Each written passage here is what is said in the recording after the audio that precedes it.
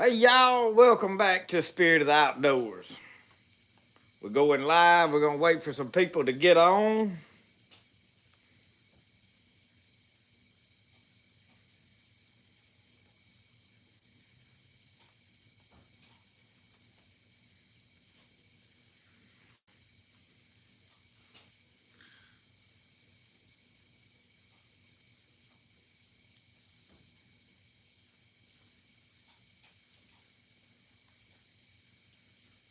May not get nobody on tonight. I see two on here.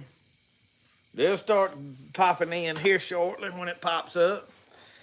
We're running a few minutes late. We had to eat our supper. And then hello Jessica, Diane, Deborah. Good evening, y'all.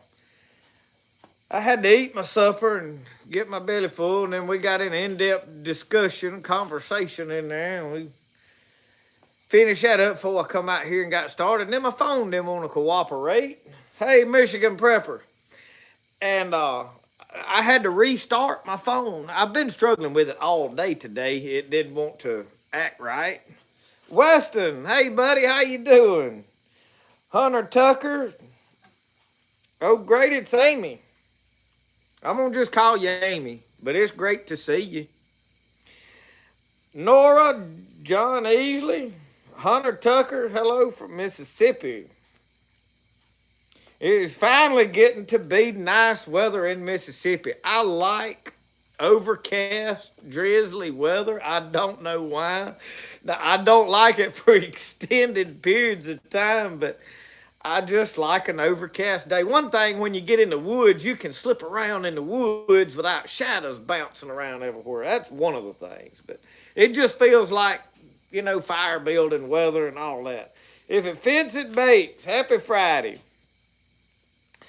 I would have went live last weekend, but me and JR and Nikki we was cooking chitlins and carrying on, and it was just too much commotion really to go live. Wasn't set up to do anything fun, so Brian Hughes, Jay Copeland, Larry Hintz, Melba, Idaho. I kind of wish I was in Idaho. There's some beautiful country up through there I have never seen, but I hear they don't like outsiders up there, so I reckon I'll have to stay down here in Mississippi. I hear the hillbilly, what's his name up there? He I don't think he likes for outsiders to want to come up there. So I reckon since he don't like it, I'll stay down here in Mississippi. I may move to Montana one day. I don't know. I'll probably be glad to get back down here where the snow ain't 3 foot deep. Cold and rainy in North Michigan. It won't be long and it'll be like that here. It is drizzly here. We're looking at cold weather here next week.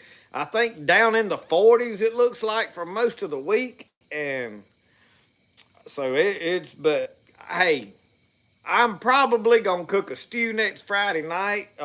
If anybody's interested in coming that lives close by, shoot me an email and I will see. Because if anybody is coming, I need a count on who's interested. And this ain't wrote in stone. This year it'll be a throw together deal, not a really big operation. But send me an email at justinpeden@gmail.com.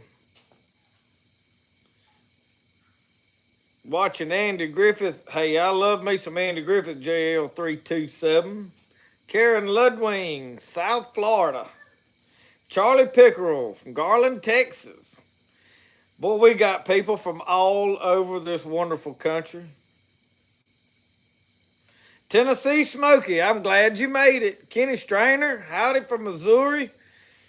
Richard T, North Alabama. Weston, you're in Florida. It's still warm down there for y'all. Roll Tide. Richard T. He's up there around where old Richard Gene, the fishing machine, is. I don't know if any of y'all watch him or not.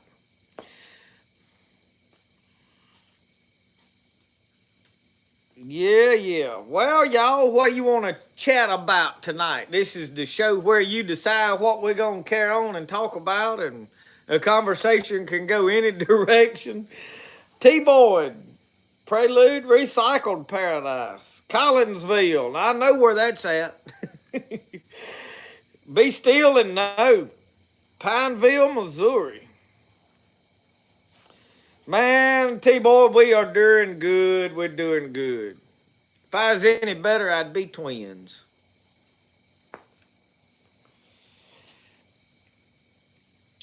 Get my coffee. I am drinking. Y'all believe I'm drinking coffee out of a cup, and this is one of my favorite cups. That is from a potter up in Gatlinburg, Tennessee. This is from Alewind Pottery. We got some good Maxwell House coffee this go round. It was cheaper. But I'm about ready. I got to find me a sack of hazelnut infused community coffee. That's what I'm going for next. Waiting on the first frost. Richard T., it is good practice to wait for cold weather to hunt any of the small game. Unfortunately, if I do that here, I'll be way over about Christmas before I ever get to go hunting. So you know, it is good practice. I mean, it is far better, but I get impatient. It's hunting say I'm ready to go hunting now, doggone it. Roscoe, I'm gonna tell you, old Roscoe come up there a word and me wanting to go shoot a squirrel, and I said, well, come on, let's go. I blame it on him. Jessica Watlington. 3 squirrels this morning, had them for supper. You had a good meal. My wife won't eat a squirrel. And a squirrel, really, to me, is probably one of the better flavored meats. There's a lot of bones in it. I mean, a little tricky to eat. And some people, I think, probably struggle to cook them. And I think that cooking them with a lid on them when you fry them to get them tender. But now I've got 2 or 3, and I may put them all in my Dutch oven, cook them over the fire down there here next week sometime. Oh, you didn't eat them? Well, my wife won't eat them either. But now they're very good.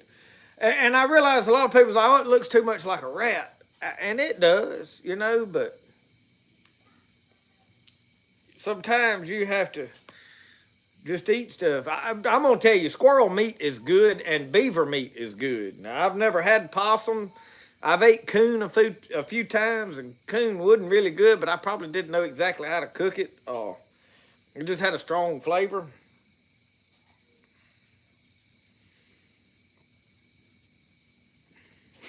She wrote from New York.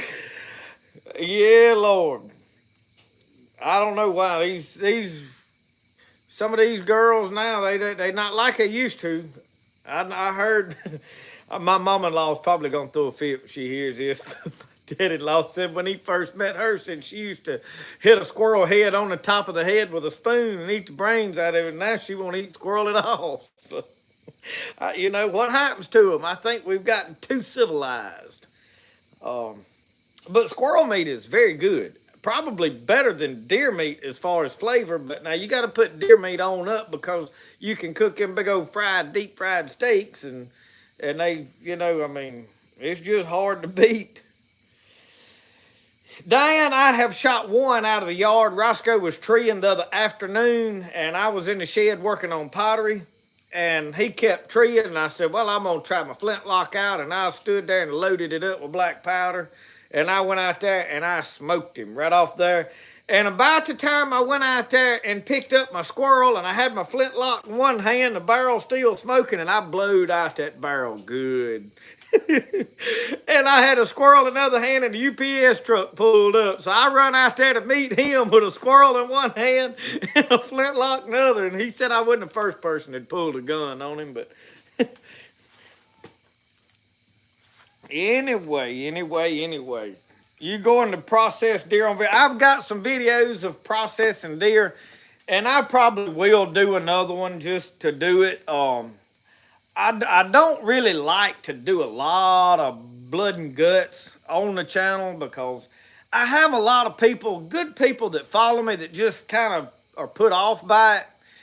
And I don't want to just deliberately rub stuff in people's faces. I do believe, and a lot of people say, "Oh, well, you giving in." Well, not really. It's okay to be courteous to people, but what I do is like the squirrel video.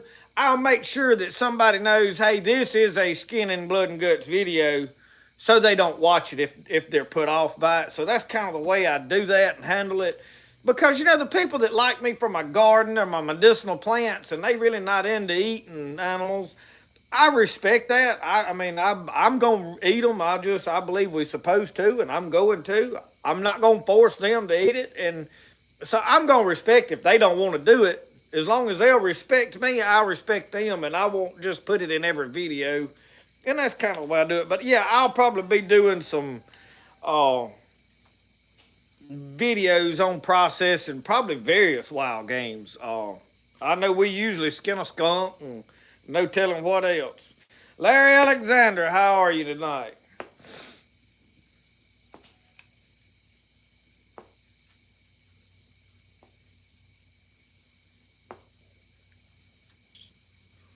Need a little live music and a peanut boiling. I agree with that. I was been planning on getting me a sack of peanuts, one of them big bags, and I hadn't done it yet. I need to go probably in the morning and see if they got any down at Williamsville. But they about $60 something a sack, or at least 40 or 50 a sack now. But now I like parched peanuts. I like to take me a brown paper sack about half full of parched peanuts and sit down under a tree late in the evening down there if I ain't got Roscoe with me and sit there and eat peanuts and throw the hulls on the ground. Sometimes them squirrels, they'll get to smelling them peanuts and they'll come right on down the tree and look at you and you can shoot him. Yeah, Jerry Short, we are way too civilized. Y'all, yesterday we drove, and I'll tell you some tales right here. We drove to Tennessee to deliver pottery. I was in the road all day yesterday. So I've been playing catch up today. So there's like 2 days worth of comments that I'm getting behind on videos. And y'all, it's getting to where I can't handle the comments just in videos.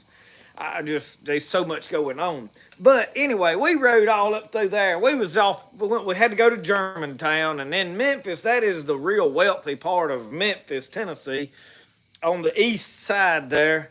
And there's a lot of fancy stuff up through there, but still there's a lot of riffraff up and down the streets because that's where they all want to go to Panhandle and Big and all that. And I mean, they just I don't know how to describe them in a polite way for you to get the picture, but them old folks. It's kind of straggly looking, and they got the cut. They up and down. I mean, you can tell they just doped out of their minds, and they got their phone. They just walking, wandering around with their phones in their hands, and the cars and the traffic, y'all. I mean, you can't turn every which way without nearby getting run over. And I told my wife, I said, I can't believe anybody would want to live right here. I just can't imagine it. It would be so miserable for me. Even if somebody gave me one of them big $1 million houses sitting right there on a square of land, there is no way I would want to live there. I mean, I just would not. And I realize them people would not want to live where I'm at too. So I mean, we both content. But we rode around, and I mean, the zipping and the people back and forth, and just carrying on. I said, put me back down there in Mississippi or somewhere where there ain't nothing. Surviving in Alabama. Hello, all. Santiago Zorro,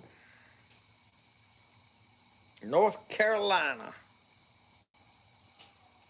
No, T-Boy, it definitely wasn't North Bend up there. I mean, I, I like to stay right out here and where I can, and it's too populated right here. I can sit on my porch and I can see 1, 2, 3, 4, 5, 6 houses that I can see. That's too many for me. And one of them's probably 2,000 yards at least to cross over on another hill, and then my mom and them's right here in front of us, which that's a whole different deal. I'm glad I'm right here by them, because, you know, and later on in life, when they start health declining in their older years, we can kind of help take care of them and be at home. And so, you know, I get to keep up with what's going on. I got a big old toad frog. He's so fat he can't hop out here trying to chase bugs. Oh, Lord.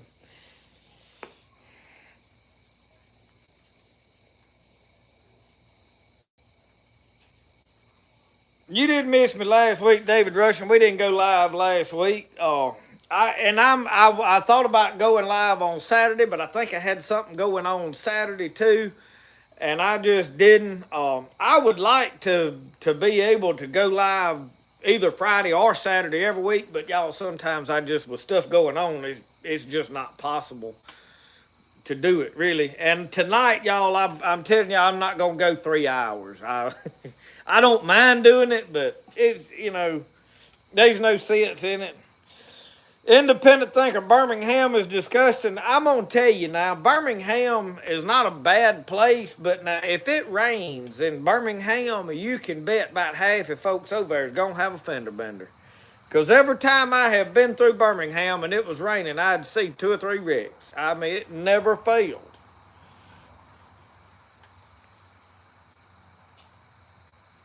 Your backyard Beasley, yeah, I'd rather be beat than go. If it wasn't for me having to deliver pottery, I wouldn't be in one. Not one that big. I mean, I go to Philadelphia up here, and I don't know how many people we got now. It's a growing town, but it's still a small town, and it's got too many people for me. I mean, when they started one way in the streets, that messed me all up. And I'm gonna tell you what, it ain't just me that them one-way streets mess up. It messes that woman up on that phone, what's telling you which way to turn.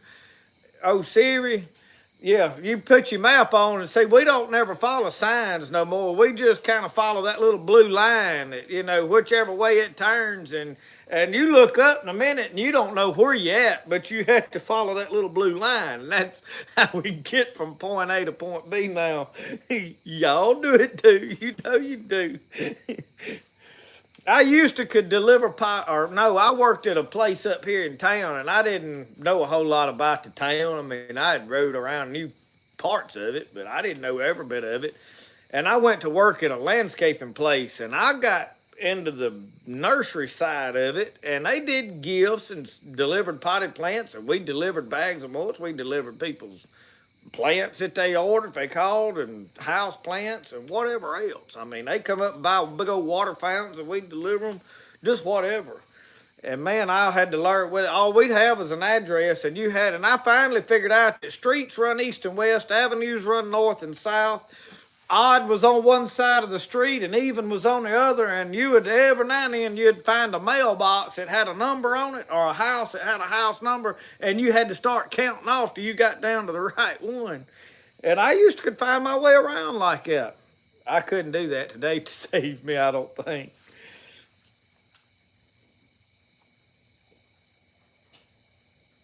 Weston, is Brody here? Brody he said his bro here. I'm assuming you mean is Brody here. Brody's inside playing with his little men, and he was begging to get in the tub. He was wanting to drown some of them dinosaurs in the bathtub, I think. Brody's got to where he don't like to. Yeah, he almost lost the pole in one video, yeah.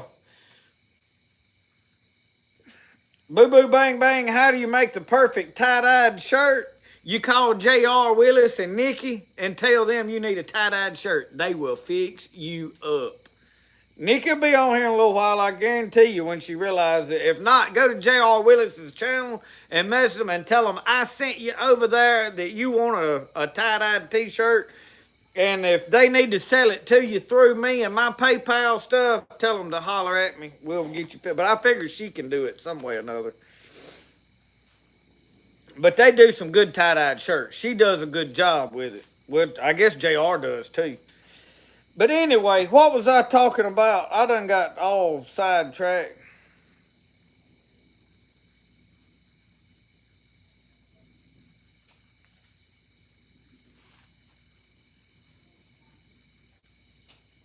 Rebecca, Mr. Whole. We just got live. I'm lost on what. Yeah, I see he means Brody. I'm trying to catch up with comments all the way down through here. Lord, Lord, Lord.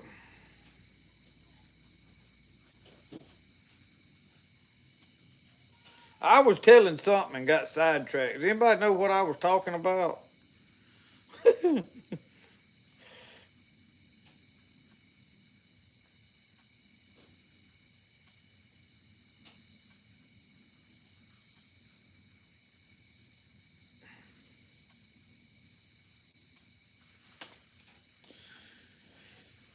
Get a sip of coffee, maybe I can think straight then.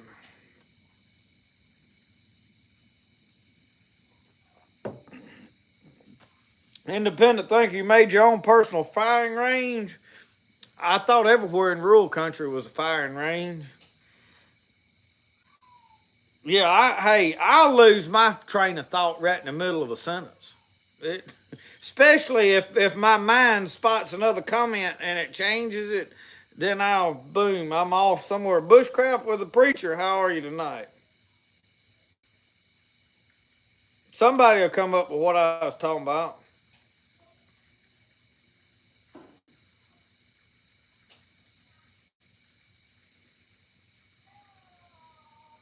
How to stay sane in this fallen world I'm struggling. I'll tell you, you quit worrying about the world. Number one, you turn the news off. Turn it off.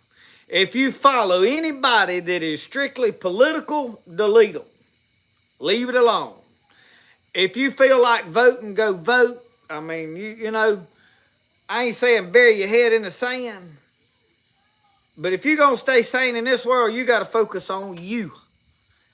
Forget about politics and the news. There's going to be bad stuff going on. There's always been bad stuff going on. The world did not just get bad. Cain killed Abel with a rock. I mean, people's been killing each other since they was people on this earth. It's been bad. People been taking advantage of each other. They've been taking advantage of family. It's always been that way. Quit looking at it. Quit focusing on it. You're going to have to focus on you. Quit thinking on the big things in life and focus on the things that you can change.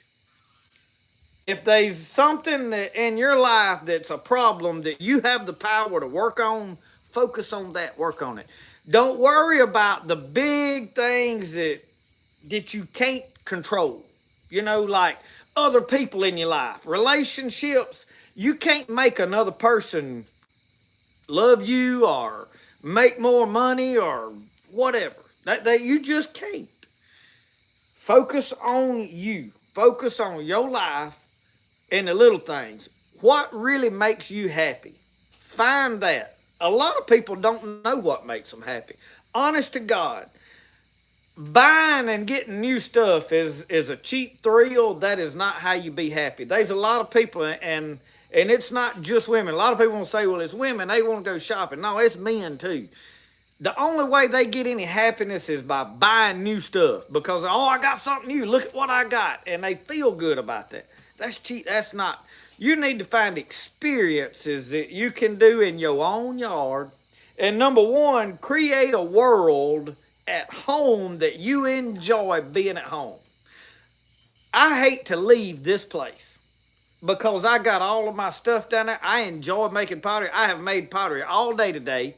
I listen to classical music on the radio because it keeps my head square, level. That's another big thing. Mind what you're listening to.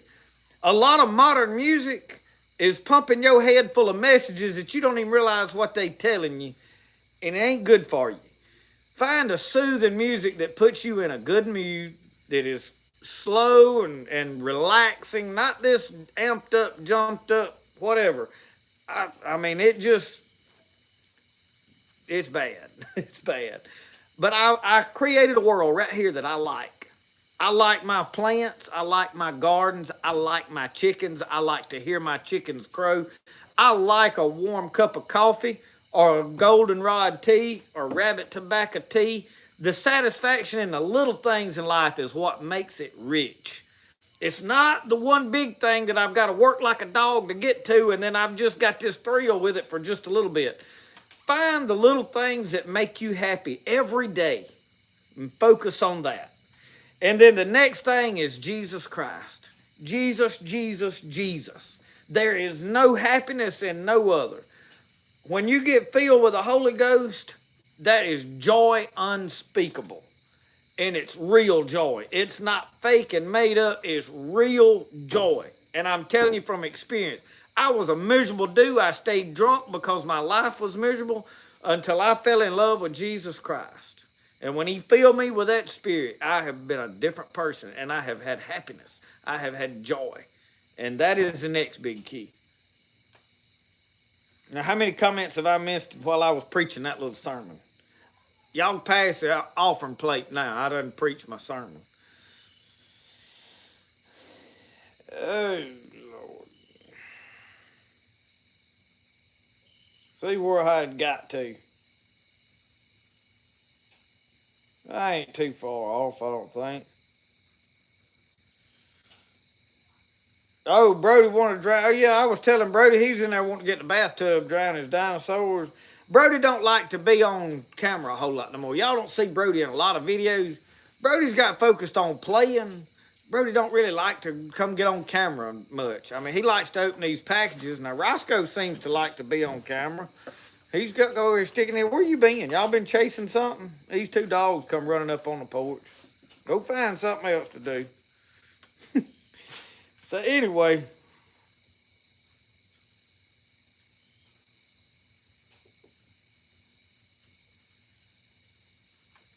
did I dry any beans this year? Not really. I did dry some seed beans, some of my seed, some rattlesnake pole beans, because I sent some to one of the ladies over in Alabama, and she wanted some rattlesnake pole beans, so I sent her some. David Wiggins, thank you. But that's the only thing I dried as far as beans. And I had a guy today, I opened a box on video today. I don't know when I'll put it out, maybe tomorrow, that I got a bunch of peppers, like really hot peppers this guy grows, Patrick. You see him commenting on here, and he may be on here in a little while. But he sent me a bunch of hot peppers, and I got his information. I don't know if he's selling them or what, but anyway. Richard T, yeah, that making a paradise on your acre. It don't matter how big a place you got or how little a place. Make it to where you enjoy being there. I live every day as a vacation. I mean, honest to God, I do. I get up in the morning and I come right here and I sit in this chair every morning and drink my coffee and look out across the yard. And you know, it's pleasing to look at. I have cleaned my yard up. I have mowed the grass. I have picked the garbage up, and I don't mind looking out across it. I don't mind sitting here listening to the chickens, crow. Those are little things that's key to happiness. If you wake up every morning and you've got to fly out the door and run to get to work, your day's shot right there. I'm not against getting up and going to work. I went to work for 30 years, 20 years anyway. Now I go when I get ready down to the pottery shop, but I get up in time to come out here and sit here and enjoy my cup of coffee and relax and just, But it is truth. That is the way. Yeah, Uncle Sasquatch Roscoe seen you was on here, and he come to say, "Hey, Uncle Sasquatch." He wondering about old Jake, I imagine. We need to introduce them to each other one of these days.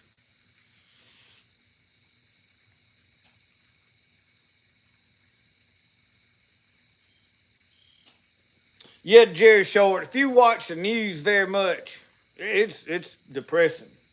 And arguing over politics, I mean, I lean one way or another.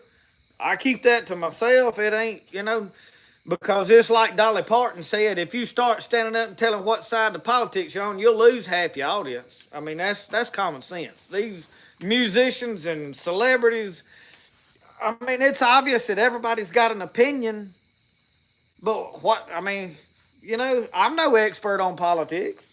I know kind of how I see things, but I don't know that that just makes me right.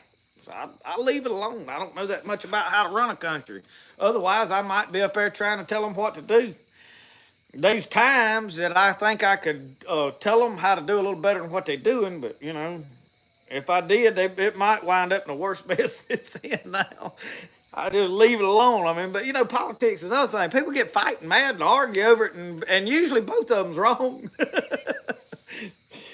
Oh Lord, Jeff, welcome.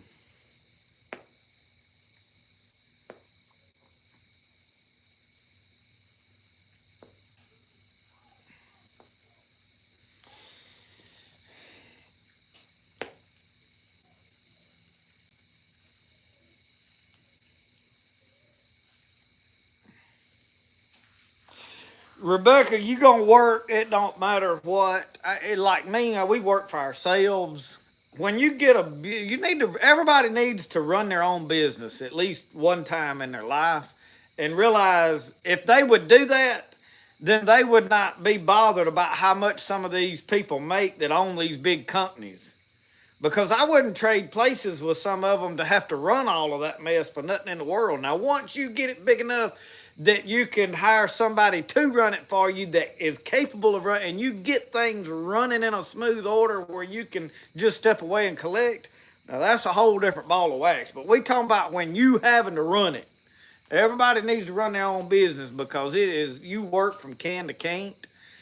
I mean, we get up and work, and you don't make as much money working for yourself as a lot of people think. You know, they look at, you know, I don't know what they look at sometimes, but I get up and work. It's like yesterday. I mean, yesterday we drove all day delivering pottery. We didn't get home till like 9 o'clock at night. Got up this morning, go down there, and I made pottery all day till, well, I quit about 3:30 or 4. I finished an order and I said, I'm not starting another order today. I actually come over here and got on this bed swing down here and tried to finish a book. And that's one to say, I'm not gonna go till 10 o'clock tonight on live because I want to finish this book that I read and start another one. I don't know. When I get toward the end of a book, it's like a marathon. I got to try to hurry up and finish it. So anyway, but yeah, you gonna work. And I always said one day that I said, talking about working, I said I'd probably have to take off the day of my funeral at dinner from my funeral. I'd probably have to work at least till dinner that day. But anyway. Larry, you are exactly right. They don't, none of that bunch up there in politics think that the Lord's important no more. But that's 90% of the whole country. Barbara Fleming, you ain't bad late. We'll forgive you this one time. Don't let it happen again. No, you're not late. We just getting kicked off.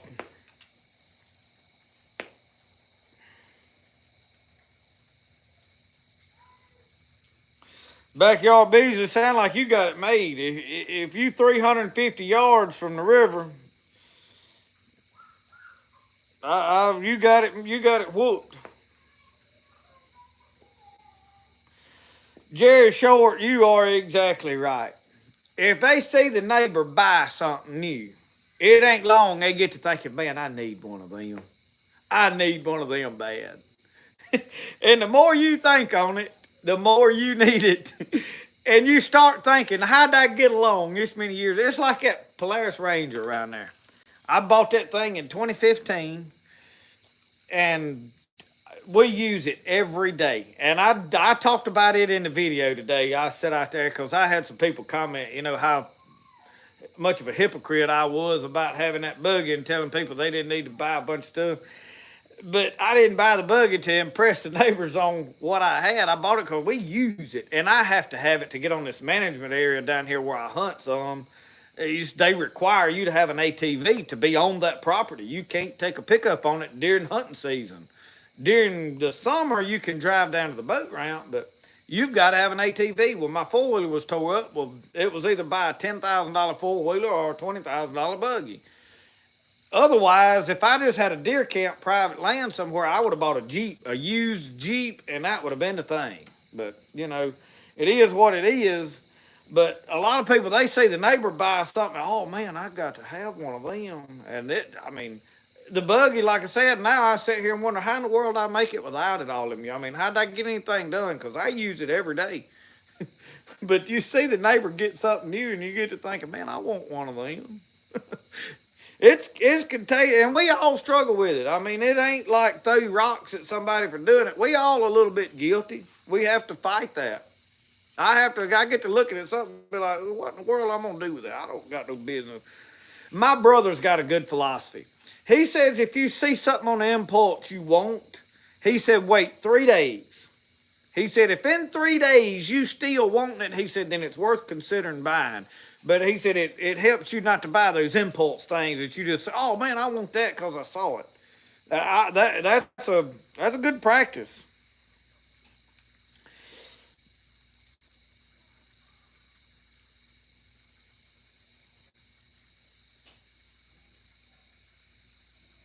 Patsy, we'll forgive y'all this one time now. I mean, we're gonna have to probably write y'all a note for being tardy.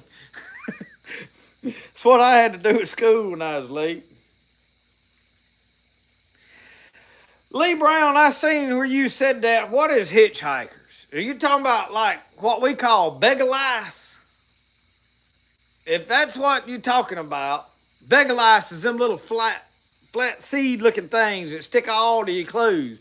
I always straightened my clothes out and literally took a knife and just laid it down. Deep cut, not a sharp knife. Let's go back and get one of your wives' kitchen knives out of the sink because it won't cut hot butter. And you go right down that britches in there and you can just kind of scrape them off.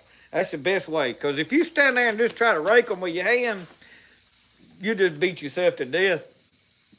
But I'm thinking that may be what you're talking about. Other than that, you're going to have to explain what hitchhikers is if I'm wrong. But we call it beggar lice here. Now, I don't know what it really is. Yeah, they triangle shaped. Yep. I think we on the same page with that.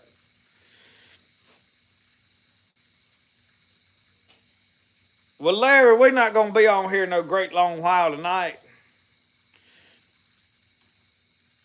They don't allow an ATV on WMA land. Well, see, now here, Larry, they have built gravel roads all up and down this swamp. I, I, I don't know if it's the people in Jackson that run all these WMAs. I don't know if they in control or if it's just a fellow down here that likes to play in control of it, whose idea it was. But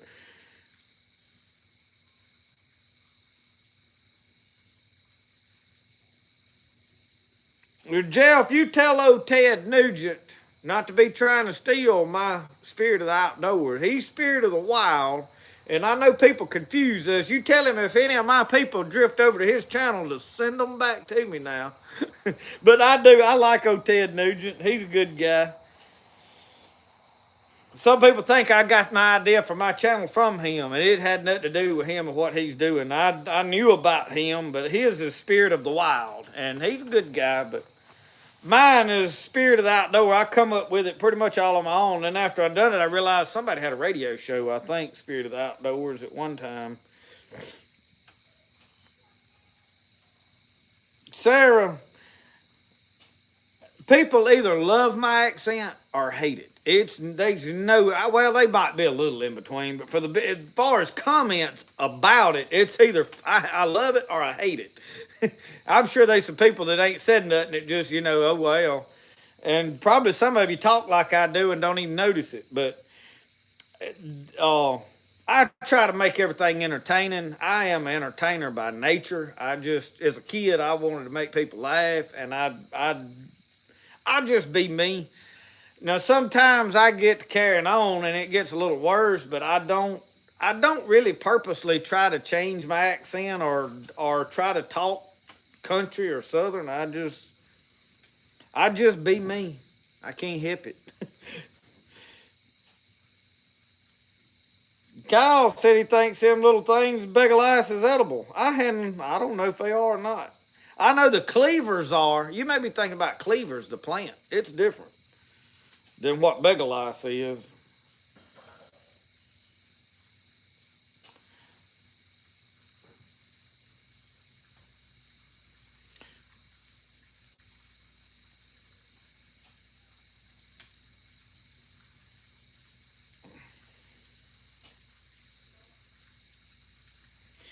Rebecca, you're waiting a whole year to get a truck. And I realize I'm way behind y'all in comments. They having to build you. What kind of truck are you getting that they gonna have to build? I bet it ain't an old rusted out Chevrolet pickup truck, is it? Those are the best ones. That or an old Ford. We actually got a bunch of Nissans. We got a Nissan Armada. I had a Toyota that was a really good truck. It was rusted out too.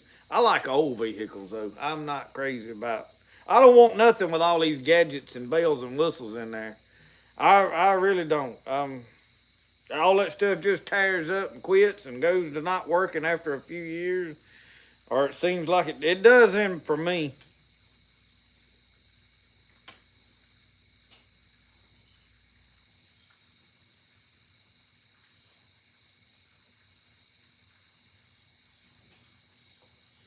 You had them flying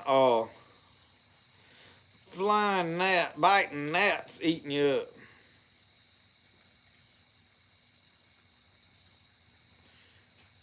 Dior, thank you for praying for him. I seen Amy's comment about her husband. I've been through some stuff like that at times, and I found out though in my case, a lot of it was my problem. I was the cause of my problems. I ain't saying she is. But that was how I fixed mine. That's why I can't tell her what to do. I don't know what's going on. It's hard. You can't control another person. Stiff brush to get off the beggar's lice. Miniature mosquitoes. I'm just going through skimming over comments now. Independent thinker, we don't have any of these bobwhite quails around my place anymore. We used to have them, but I don't never do them. Rebecca, I have done a little backpacking. I would leave but if I'm going backpacking, I want to go hunting or fishing, one of the two. But I do a little, but I have not just been off on a backpacking trip. Well, I will leave like here with a backpack and walk to the swamp, camp out, and walk back. I have done that a few times, and it's a lot of fun. The accent's a Mississippi thing.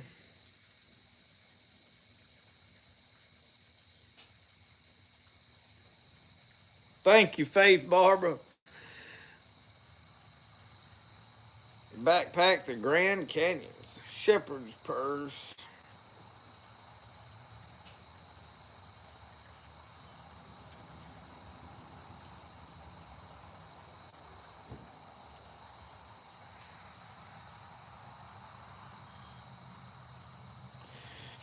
Larry, you still ain't bought that rifle.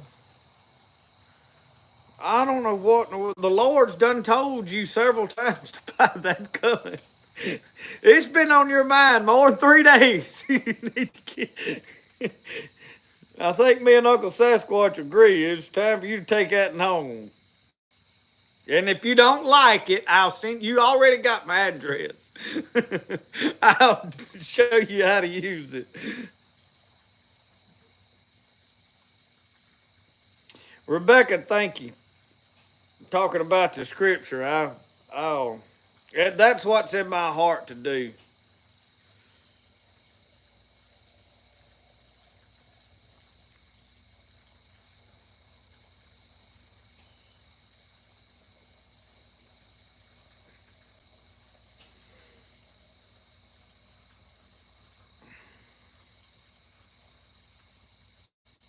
Trapping with Gavin. How are you, Gavin?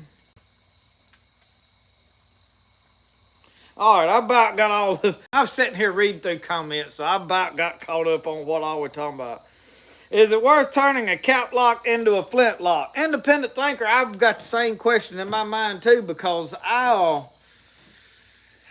got a cap lock in here that shoots them big musket caps, but now since uh, uh, Mike Sabella sent me that nipple wrench, and I didn't know what it was right when I opened it up. I figured out real quick it was a nipple wrench. I couldn't get that nipple out of it previously, I couldn't with I tried with pliers and several things. I couldn't with that real nipple wrench. I can unscrew it, and I'm thinking about putting a number 10 nipple on it after I empty these cans because them musket caps hard to get. One that's it's the shortest gun, but I hadn't shot it a whole lot because I didn't have a lot of musket caps. And I can't find any more. I can find the number 10 caps, and then Blair Alexander has sent me a bunch of them, so I could convert it to number 10, but I have thought about converting it to a flintlock if I could find somebody to hone the barrel out to a 54 caliber smoothbore. That was my thinking. But yeah, if you can buy a lot for about $200 average. Now you could probably spend more than that on one if you wanted to, but you can get a good one for about $200. And yeah, I think on Track of the Wolf you can find them for most guns, probably Dixie Gun Works too.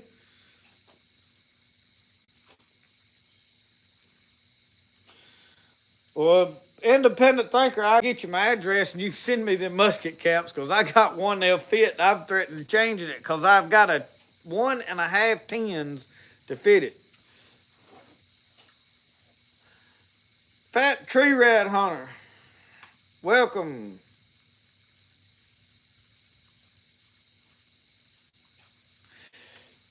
Well, y'all seen I'm in the process of painting my truck, so.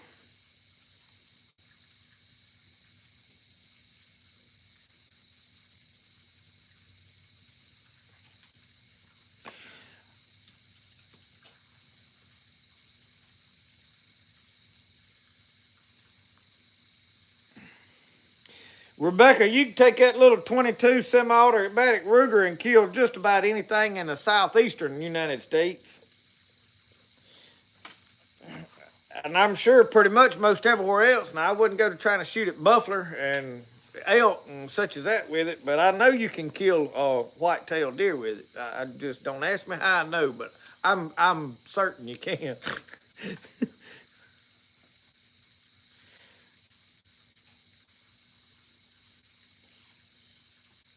Jason McAllister.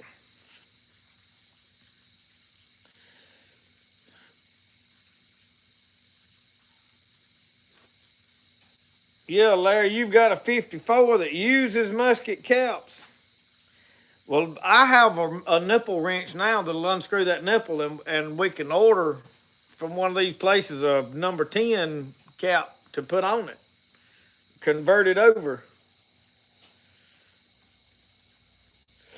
Yeah, Chris, after I got down in that swamp, I felt good.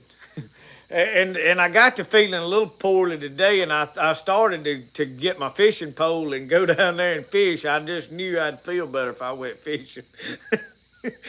Y'all will figure out how that works here for long. I'll get to not feeling good, and just a trip down to the swamp will just make you feel better.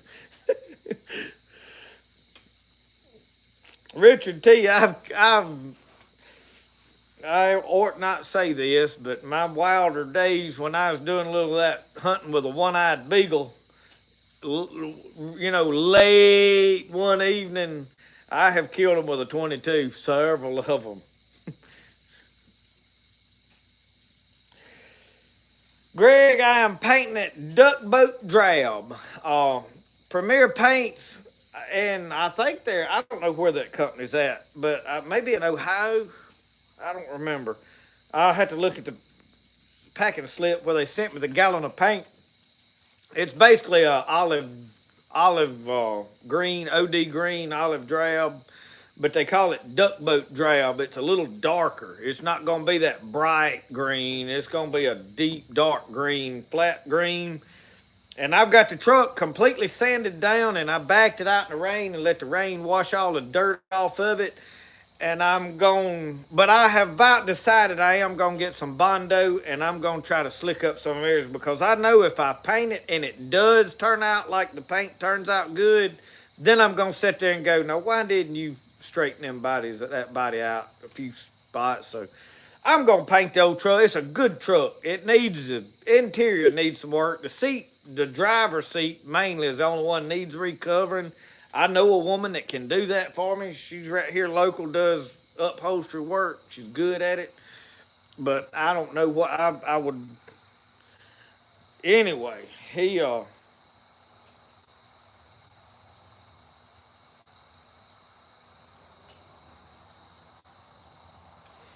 Uncle Sasquatch, what's the difference between number 10 and 11 caps? I honest to God don't. I've shot both on my gun, and I couldn't tell the difference. Now, I'm sure there is a difference, or they wouldn't have made them, put a different number on them. So tell me what the difference between a number 10 and a number 11 cap, and how do I know which one I ought to be shooting? Because, I mean, at this point, I'm going to shoot the ones I got because they rare as hen's teeth. And I've got a good many. And I don't know which one I've got. I think they number 10s that I've got. Freedom 79, Freedom 79. Figured the squirrels would still have wolves. Here in our swamp, where there's not a lot of cows, they're not that bad. If you shoot one up close to the edge of the swamp, up next to the cow pastures, they will have wolves. But 10 is for a pistol.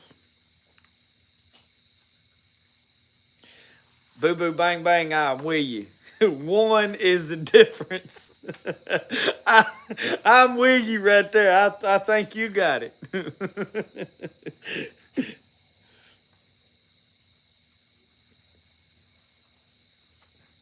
Dior, I've got, that's the musket cap that's got the full wing. These, the number 10s and number 11s is just a small.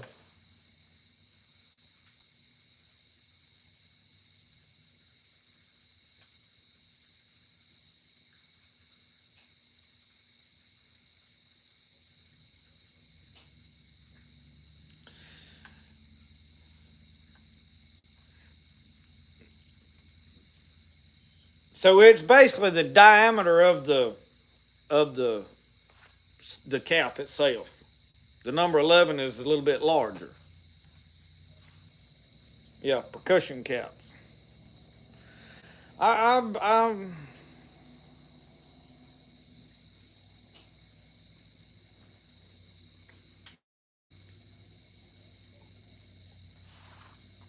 anyway, I've been all this week gonna get my muzzle loader out and go down there and shoot my 50 caliber. And I just ain't done it. But hey, next week we're gonna make that video happen because it will be cool enough to put the buckskin shirt on and put my tall fringed leather. But I wore them them Minnetonka boots yesterday.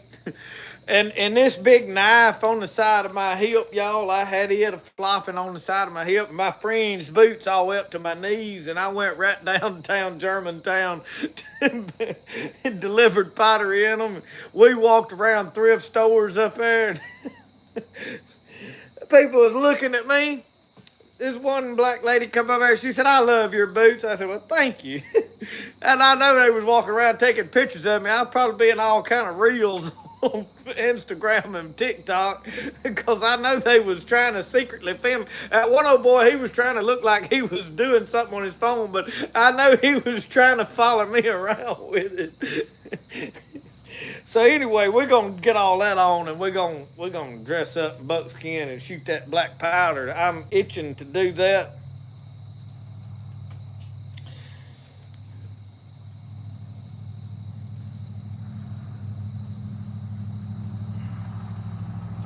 Goldenrod tincture. It'll take you 30 days to let it make. Mine needs to be poured into bottles. I wanted to order me some little bottles to put mine in this time, and I just hadn't done it yet. I was gonna show y'all what come in the mail today. I opened it up on video today, but y'all, last week I was talking about the fishing knife. Y'all, this is the guy that I ordered on eBay. I got this on eBay. He said it was rare. Now, I don't know what's rare about this Imperial knife, and y'all can't tell nothing about it. But you see that pretty color on it? Y'all, I like these fishing knives. And this one's got something on the blade. I'm trying to get the light right. It's got some writing on it, and I can't make out what it says because the blade has gotten something on it at some point in time that eats sort of what into the finish. And then it's got the. And y'all, I ain't figured out what this can opener's for, because them can openers I've seen, they cut down into the can. And that's too long to cut down in the can. I don't know how I'm gonna. I mean, if you could hook something and peel it open, I don't know. But I like that long blade. But I got a yellow one coming too. I won on eBay for a little or nothing. I don't know. I've took a liking to these knives. Now I like my trappers. I love these old trapper knives too. And this is a case trapper. I think this is the one that Larry Alexander sent me. I told you the one Don Lanier sent me a long time. And I just keep swapping out to different ones. So I love a trapper. I always keep a trapper because I keep one blade that I'll use for keep real sharp cutting meat and whatnot. And then this one will be my working blade. I'll cut whittle sticks and make feather stick. And you can do a lot with just a pocket knife and not need. But then I got one on my hip and one in each pocket. I don't know. I've got a. But man, that thing, look, that's a big old long knife, really and truly. But I don't know. I've took a liking to these fishing knives. And all because Don Lanier turned me on to them. He got to talking about one, asked if I'd seen one, and I got to looking into them. And I was like, man, I have got to. A bottle opener is what it is. Well, I don't even have no bottles. I don't know that I've. Maybe I figure out how to open Brody's milk jug with it. Will that work? I'll find some use for it. Well, this is an Imperial, and then I've got I don't know what the yellow one is. It's not a Camillus or a Case. It was something else. Well, the veiny sausages we get's got the tab on them. The sardines, because I keep a can of sardines laying around. Hard times. Jason, Patsy, I drink that goldenrod. I've been drinking rabbit tobacco today, but I love my goldenrod tea, and I think that's why I don't get sick so often. At least I like to blame it on that. Everclear, I used old Red Label vodka on one that I made because it's about half and half water, half that. The Everclear is better if you're gonna be cooking it off some way to where it'll evaporate. I think.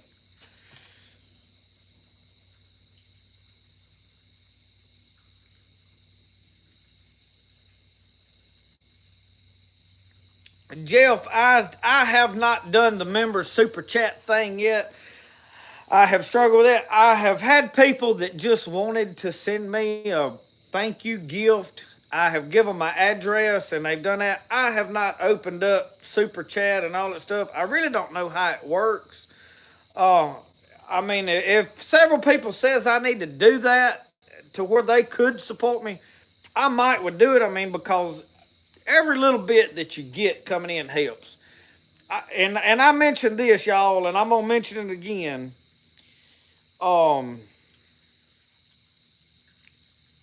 The comments.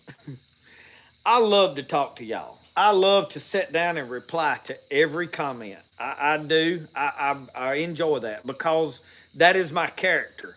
That is, I feel like if you take the time to write a comment, I need to reply back to you. Thank you for your comment or whatever. If it's just a simple, thank you or whatever, it's a comment back. But y'all, it is growing to the point, especially with as much content as I make and as many videos as I put out. If I get 50 comments, well, you think about how long it takes me every day to sit down and reply to 50 comments. And a lot of times I'm getting 80 or better. Then I'm getting messages, text messages, emails, 2 Facebook accounts, phone calls. And I looked the other day and I had sat right here in this chair one morning for 3 hours. It was 11 o'clock. By the time I got through catching up everything that I need, and y'all, I'm not going to be able to keep doing it. I'm not going to be able to keep replying to every single comment. And I'm struggling with that myself because I feel like I owe it to y'all. And I'm worried. I was like, if I don't reply to comments, people's gonna get aggravated and think, well, you think you better than everybody, and that is not the case. And I know somebody's gonna assume that at some point, but it is overwhelming, y'all. I have so much to do that I can't sit here and just go through every comment every day. And like right now, I hadn't had time to sit down and go through the comments on the video that come out this morning. I still have not sat down and read all the comments on it yet. I've been busy and I can't. So y'all, if it gets to where like you comment and I don't reply back to you, it's not because I purposely ignored you or didn't want to talk to you or didn't care. It's getting overwhelming, and it's gonna get worse. I mean, so I've got to figure out how to the best way to deal with it.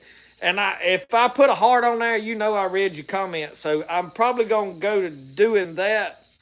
Uh, but I don't want nobody to think that I think that somebody's not valuable and their comment's not valuable, or I didn't read it, or I didn't.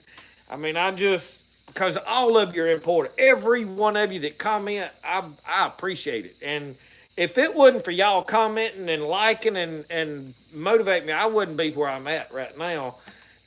And I ain't nothing special, y'all. I'm just an old country boy sitting out here just carrying on and doing what I do, and I just turn a camera on. But I wanted to say that because, at some point it's going to get to where I just cannot reply to every comment. And I don't want nobody getting offended or getting their feelings hurt, really. And I get my feelings hurt sometimes. I mean, I'm getting to where comments don't bother me no more, like negative comments, and I don't get many of them, and I really don't get very many here. Most of it is on Instagram where I get feedback, and then I come over here and talk about it, and it ain't even y'all ain't done nothing. But I mean, because with Instagram, that reel, it just hits a whole bunch of random people. It ain't people that follow you mostly. Some of them do. I do have a bunch of people that follow me, but you get the stupidest people that'll just say off the wall. They're so detached from reality, a lot of them, and I don't let it bother me. But sometimes I think, well, I need to address this, or I want to talk about this. Is really what it. But at first, sometimes you get your feelings hurt. Somebody talk about how stupid you sound, or they automatically assume because I'm from rural and got this thick accent that I'm stupid. And probably with some things I am ignorant, but I'm not stupid. So, but anyway, I just want y'all to know that I don't deliberately ignore this one person because I don't like them. That is not the case at all.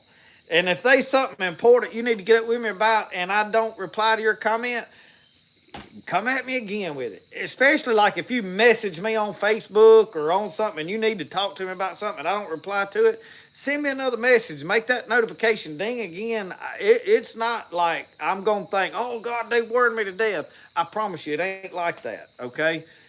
And I just wanted to address that and make sure that everybody knows, that we're gonna all figure out how to grow together, I guess, is what we're gonna say. And I'm gonna tell you, the more it grows, the more negative stuff that we're gonna find in the comments. Just ignore them.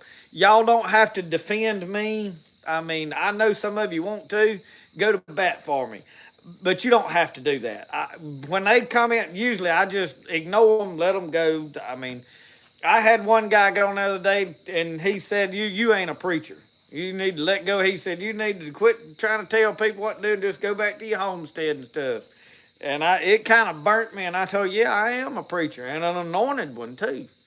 And I didn't block him. I left him there. And of course, we had fun with it on Facebook. Those of you that follow Facebook saw all that. But it kind of rubbed me the wrong way, but I didn't let it get to me. I'm way up here above that kind of stuff. There's not one person gonna get in the comments and change who I am. So, we're gonna see some negative stuff in the comments as we grow and get bigger. Just ignore them. Just ignore them and let them go, because it's people that are not going anywhere, not getting anywhere, and their way of feeling better about themselves is tearing at somebody else and trying to bring somebody above them down. So, anyway,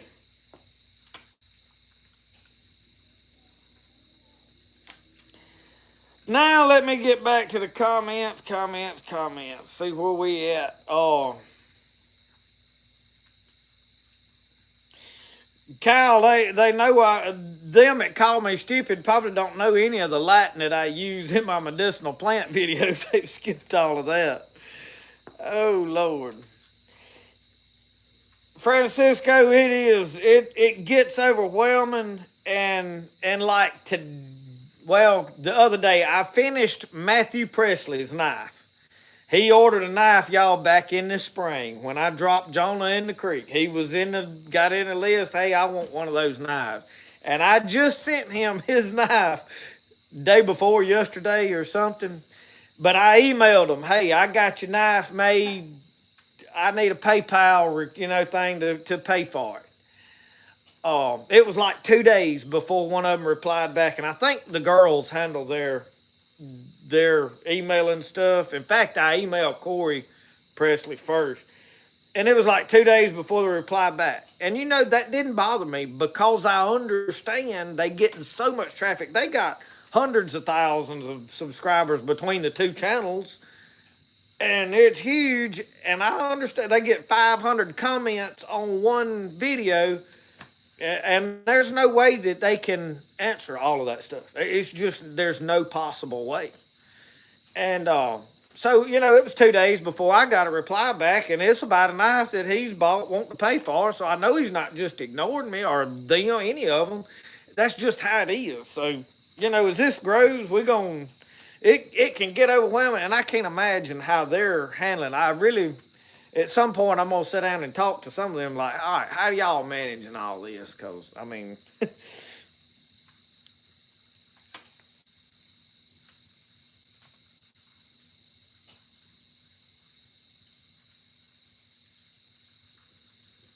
Bob Hands, we'd try to do our best to make it a better country than it is right now. Richard T, we may cook some this weekend. And those of you that's just tuned in later in the show, we're going to cook a stew this Friday night. If you live close by in driving distance and you want to come, email me. I'll need information and converse with you before you can come. And it's going to be a small affair this time, and if it goes well, we may do it again next year and be bigger. I don't know. So just my Gmail, it's in some of my other videos. Should be. My rocking chair walks to the side. Instead of walked over here and started tapping on the table. Deborah, I taught you how to skin a squirrel. Well, and I had done filmed that squirrel skinning video, and I watched old Dave Canterbury take a hatchet to one. And I seen him skin one and got hair all over it. And I had done skin this. So my video, I know some of y'all watch old Dave Canterbury. I like Dave Canterbury, y'all. I have learned a lot from the man. I take a few digs at him because he's got a huge channel and he's doing well for himself, and I'm proud of him.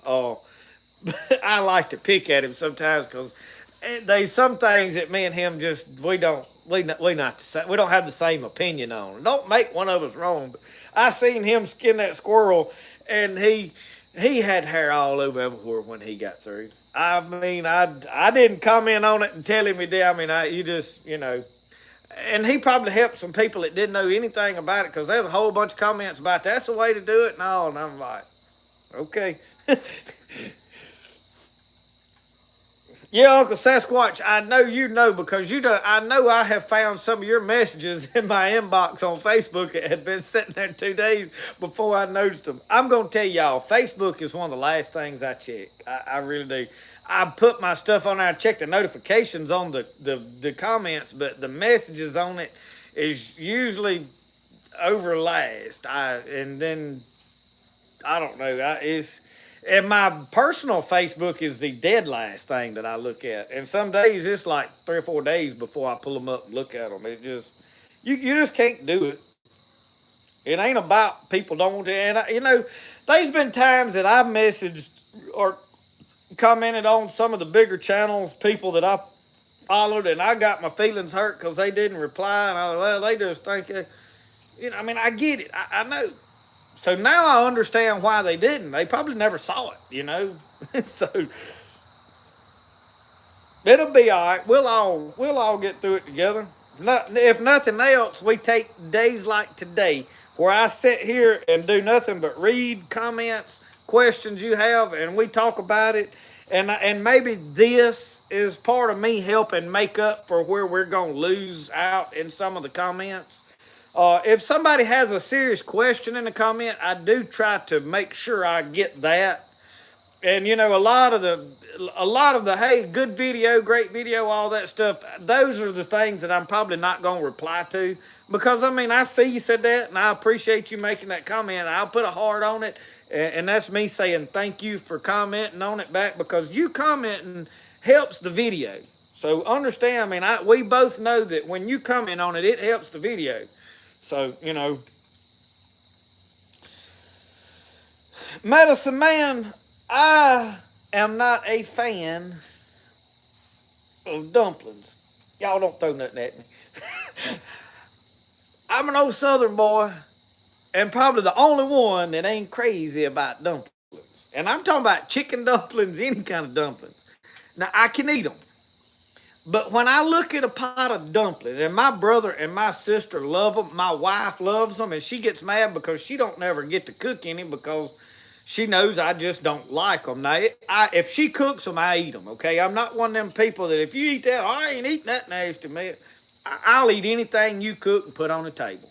If you invite me to your house and you cook rutabagas, I ain't crazy about rutabagas. I'd probably eat them and just keep my mouth shut. You know, I'm that way. If you cooked possum, I'd probably eat it. And I might not like it. I'd eat it, keep my mouth shut, and go on and say, you know what, I probably ain't going back to their house again. But dumplings is one of them things that I just ain't crazy about. And my brother and sister do. They, what, you black sheep of the family? I can't believe, you know. I look at a pot of dumplings, and I'm like, you know, I could have took every one of those ingredients, and we could have had fried chicken and biscuits and gravy. And we chose to make this. It's the way I look at it. And I mean, all the Southern people, y'all, all Southern people love dumplings. I mean, it's like when they hear dumplings, their eyes light up. And I'm sitting over here going, but squirrel dumplings, I have heard they're delicious. I've never had squirrel dumplings. We've made squirrel soup, squirrel stews, fried squirrel. And I'm probably going to do squirrel this coming week one day. I've got 2 in the refrigerator that I'm just kind of saving. I'm going to get me 2 or 3 more to go with them. And we're going to put them in a Dutch oven with potatoes and do them like a pot roast. You can do it in a crock pot. I just like the cast iron. And those are ways to do it. But, you know, we may do squirrel dumplings at some point. I'm not against them. It's just dumplings in general is not my favorite thing. And, you know, taste changes. It might be the next time I eat them, like, you know, I've been missing out. I was like that with cabbage. Cabbage was one of those things as a kid, I would not eat cabbage. I come in from school one day, got off the school bus, and this is back when I was a kid, teenager. We was slipping around trying to smoke cigarettes and buy snuff and whatnot. So I was saving my lunch money up to buy beer one weekend, I think it was. And I didn't eat lunch all week, you know. I was saving my lunch money.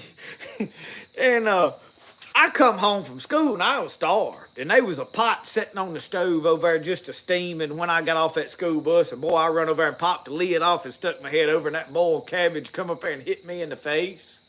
And oh, it smelled so awful. I wasn't even hungry. And I ain't eat cabbage since then till about 4 or 5 years ago. Somebody had some cabbage, and I'm gonna eat it. I'm at their house, and I eat it. I was like, doggone, that's pretty good. And I went and my favorite way to eat cabbage is on this Blackstone or in a skillet where you cut up ham or sausage and cook it, and then cut the cabbage up little squares and just kind of skillet fry it.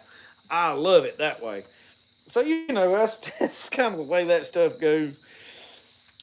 Chris Smith, I had rutabaga when I was a kid. They said that anything they put in my mouth as a baby, I'd eat. My mama put rutabaga in my mouth one day, and she said I just opened my mouth. Let it fall out. She said that was the only thing with it, and I have not eaten rutabaga to this day. You know, they may be good. I ain't gonna say I wouldn't eat them now, but I know right now I didn't plant none. If that tells you anything, I didn't plant rutabagas back there. Yeah, medicine man, can of worms on that one, but it was good entertainment. Everybody else loves them, and so they're. It's not like, hey, you're crazy if you like them. That is not the case. Most everybody loves them. I'm the weird one. I'll accept that. Oh, Larry, I'm with you. Let's fry the squirrel and let's cook some big old pan of biscuits and put gravy over the top of them biscuits. And I'm in hog heaven. I'm as happy as a pig in slop. I'll tell you. Oh, Patrick, that okra is hey, that boiled okra, it'll slick up and rope up good. And you take that boiled okra. He said, there's a fella that eat enough boiled okra when he was a boy, never could keep his socks up. It'd just slide down his legs. Old Jerry said they eat so much boiled okra one year. It said they was poor, didn't have no money, couldn't feed the dogs. They'd run out of dog bread. Looked in there and they had a big old pot of boiled okra sitting on the stove. Mama said, take that boiled okra out there and give it to them dogs. Said they ain't eaten nothing in 2 or 3 days. Jerry got that pot of boiled okra, walked real careful. Didn't want that to slime over on my hand. He said, I got out there and he said, I dumped it in the dog pan over the fence. He said, old Brummy, great big coon hound, run up there and sucked that boiled okra. That boiled okra 1 ounce so fast. So he just sucked it all down. He said that boiled okra 1 ounce so fast. Said he thought the other dog got it and jumped on him. Them dogs fought the rest of the evening. Didn't but one dog know what they was fighting about. But now, next thing with that okra is fried okra. I can eat fried okra out of a dish pan like popcorn now. I'm here to tell you, fried okra is good stuff. But if you don't like it, we'll let you slide on it because I don't like dumplings either. Yeah. Larry Alexander, I don't know what a beet tastes like. I have tried to grow beets 3 different years here, and I think I got one this year that was almost big as my thumb. I don't know what I'm doing wrong. Yeah, you can cook anything, Greg, on a Blackstone. You can cook ribs on a Blackstone. Oh, how it turns out, which way's better. I like them deep fried in grease, but yeah, it you can use a boiled okra to grease a fifth wheel. Yeah, you're right. It'll probably stay there better than some of that stuff I've seen smeared on a fifth wheel.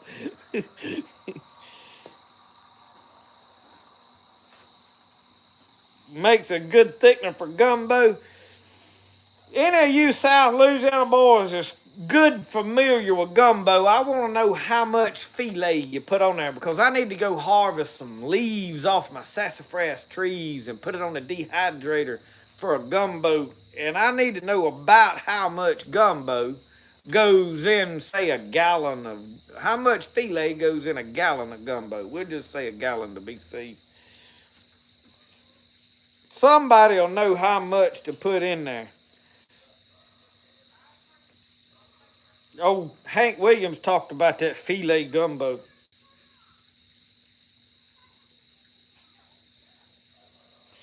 Larry Hines, Tony Chachere's will make anything good. And if I had to eat possum is probably going to be the last. I'd probably eat a skunk before I would a possum.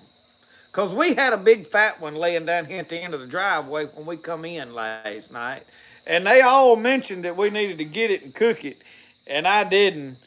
But if I had to eat possum, I'd put Tony Chachere's on it. That'd be the one thing that I'd have to put on it. And I'd put it on there liberal. real good. I'd put a good thick coating of it on there. A cup.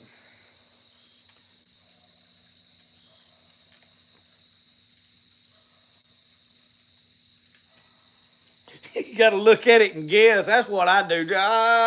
Yeah. I'm gonna tell you what I do want to work on now. I keep talking about this, y'all. It looks like it just keeps getting put further and further off. When I get my back patio built and all of that squared away and all my cooking station back there, we're gonna focus on cooking videos in a good bit, at least one a week. And I want to work on making a roux. I mean, I have made a good roux before, but I don't do it often. Now we made cook some in the house in here this winter, and Larry, hit the sack. We'll see you next time. You go get that big buck in the morning. Send us pictures of him when you get him down. Yeah, I got a Blackstone. I love my Blackstone, and I watched old Bruce Mitchell make a roux on his Blackstone, but he done it different. He started with the flour on the Blackstone, and then added the oil later to start thickening it up. He browned that flour dry. I seen that. And he's the only person I know make a roux on the Blackstone. So, Chris, pickled okra. I have eaten pickled okra. My daughter she went with somebody to the mountains the other week, and they came in with some pickled corn, baby corn.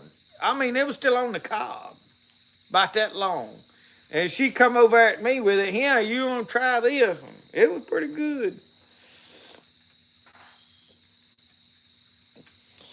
Art Living, you turn your roux like peanut butter colored. Or I've seen some want to do it lighter and some darker, but that pickled okra is good stuff.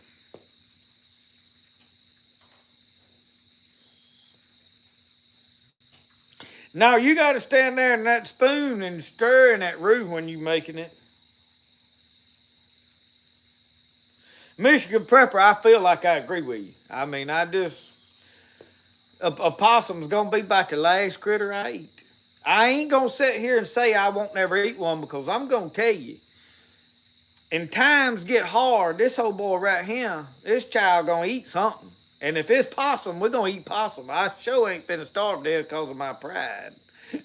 I'll eat stuff don't taste good to keep from being hungry. I mean, I was reading about them old mountain men today. They eat their shoe moccasins. They would have started eating their parfleches first. So, between peanut butter and dark coffee.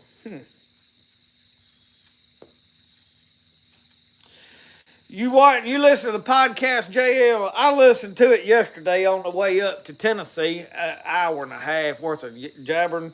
But y'all go check it out. Go to Spotify and look up Boundless Pursuit and listen to the podcast where we had a good conversation. I think y'all will get a lot of good out of it. Possum is definitely a last resort. I'm serious. I have skinned several skunks, and a skunk is a stinking, as far as the glands back there, but the meat, I probably would eat the skunk before I would eat the possum. I'm probably not planning on eating either one of them, but Bushcraft with the Preacher, I am almost through. When we cut this show off tonight, I'm going in there. I have got like a chapter left in that book. Or it's not really a chapter. I think it's an interlude or something. They call it the back prelude or something. I don't like much. I have just got through listening to where Bill Sublette and all them boys is up there at some of the rendezvous fighting the Blackfeet at one of the last. So I'm just about through with that one. And it has took me entirely too long to read it. And it is because I don't get to just sit down and read a book like I would like to. I'm editing videos. Y'all make way too many videos. Don't all of you agree I need to quit making so many videos? Well, don't y'all want me to just go back to like one video a week? Oh, Lord. Love from down under. I do like some Australia. No, we don't have scorpions here. I've never seen a scorpion. I do think we may have started getting a few in the area. I'm not sure. I think I heard about them. I'm starting to get a bunch of no's on here now. Y'all sure? One video a week is what everybody else does. Come on now. Ain't we got to keep up with the Joneses and do like everybody else does? And let's just do one big video a week. Barbara Fleming, good night. Glad you joined us. Roscoe, come on up here. I know you want up here on camera. Sit down. Journal of the Trapper. Well, Martin Meltzer sent me several good books. I'm wanting to read them, and I've got several that Uncle Sasquatch sent me by Win Belvins. And y'all, yesterday I go to thrift stores. Well, I'm naturally drawn to the books, and I found one about Meriwether Lewis and them. It is like a documentary. I don't remember who wrote it. I found a great edition of The Pathfinder by James Fenimore Cooper. I've got number 9 of the Foxfire books. It has got some stuff in it, and I bought it because it was at a thrift store. Go to my Etsy store. It's not on there yet, but I am fixing to put one of these number 9 of the Foxfire series on my Etsy store for sale because I found it at a thrift store, and I know some of you guys may be trying to build that collection, and those later books are hard to come by. And I run across number 9 of the Fox, the very last of the original Foxfire series. Now they added like a 10, 11, and a 12 after that. I don't even have them yet. But I'm going to put it on my Etsy store to sell it to somebody that wants it.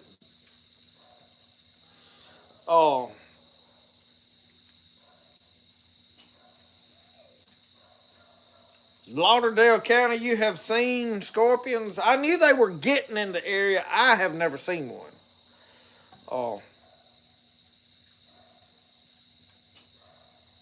I ain't really burnt out. Sometimes I get busy. One thing y'all got to keep in mind that this time of year our pottery gets crazy because right now we've got like store begging like, hey, we want Christmas pottery. I need Christmas pottery. Can you get me some more Christmas? So we're like trying to pump out pottery, and I'm down to really 1 keel that is all that I can glaze in. The other little keel out here is not. But anyway, that's a whole nother story. The pottery is like I'm having to really work at it. And so it kind of, my time going out. As far as me getting burnt out on enjoying doing it, I love making the videos. But now what is happening is I'm with the pottery right now, I'm not able to work on my projects. But I'm probably finna make a dip net, like one of them little small dip nets for my crappie in the canoe. Cause if I get big crappie, I always catch little ones. But if I ever catch a decent sized crappie, it'll allow to break that number 4 line. The next thing is I want something small to have in there. If I hang a grinnell, I might can get him in. So I'm gonna make a dip net more for just the making a dip net video. But I want to get back to the crafts, making stuff video about something instead of just these random. And then obviously the flintlock hunts. I know a lot of people's like, why ain't you made a flintlock squirrel hunting video yet? Well, it ain't got cold enough. But guess what? It's gonna be down in the 40s next week. We probably might make 2 or 3, and I may get up in the morning and go film one. But obviously, you won't see it over in next week, so it won't matter because I'll film just in time tomorrow, and it'll come out Sunday, and then what I film today will come out tomorrow, so it'll be next week. Anyway.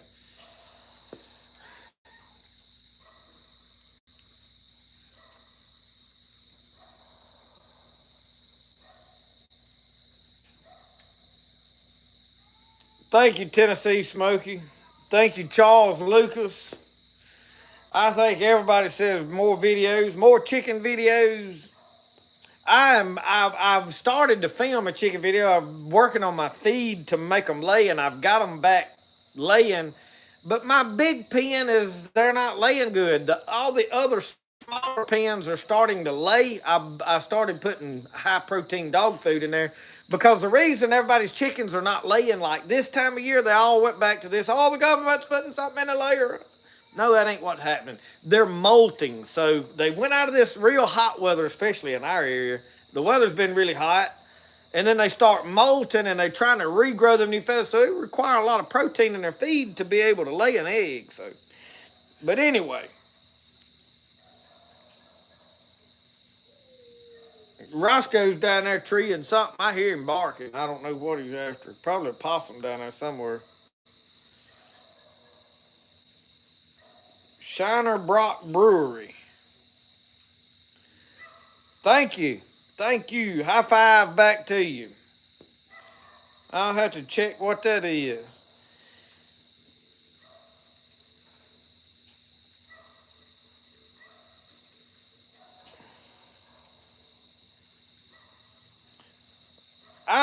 Tommy, I hadn't had no encounter with no scorpions.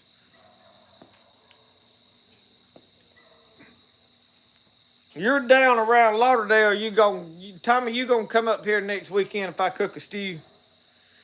Hit me an email up. JustinPeden@gmail.com. No, Chris, a lot of people, there's a lot they don't understand the winter short days they stop laying. And what it is you got a whole bunch of city people that are starting to get chickens because they see the world's getting bad and they're doing the right thing. They're trying to go back to what the knowledge that got lost. So I'm not going to throw rocks at them. And they don't know anything, and they jump on. They finding their information on the internet, and then you get people that just put stupid stuff on the internet that don't really know what they're talking about, and they just don't know. They think the government's out to get them all the time, and the government may be out to get us. I'm not gonna say they ain't, but they not tampering with our chicken feed. I mean, the government does not make chicken feed. Number one. There's independent companies that make chicken feed, and they not gonna stop your chickens from laying because that's not good for business. People just don't use common sense, you know.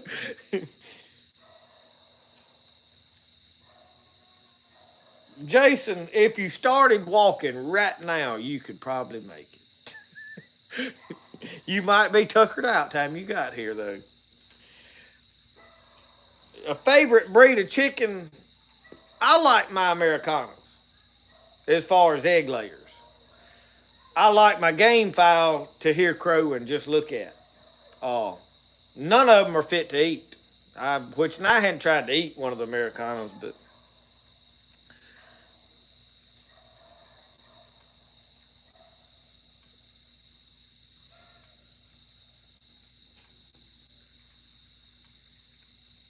no, Chris, common sense ain't coming. Not by a long shot.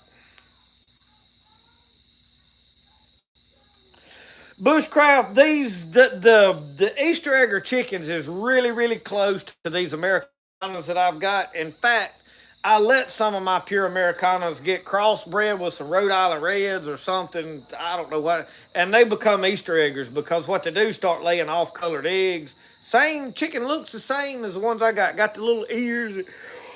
Oh, what happened there? They got the feathers kind of stick straight out on the sides of their head and such as that. And they look the same as the Americanas, but my Americanas will only lay blue eggs. And I'm trying to keep a pure line of them. So I had to rearrange and make sure what happened. I got a rooster mixed up. The reason they became Easter eggers is I had a rooster that got mixed in, bred, and one of the blue eggs I hatched had got bred by another chicken. So one of the roosters looked like an Americana, but he had become Easter egger, and he got mixed in with a pen, and I don't know, it was odd and stuff, but I got it straightened out. Feather footed, I don't know. I do have two silkies, but now they lay white eggs, and they got feathers all down the feet and everywhere. But mine are not white, mine are brown. I had a white rooster.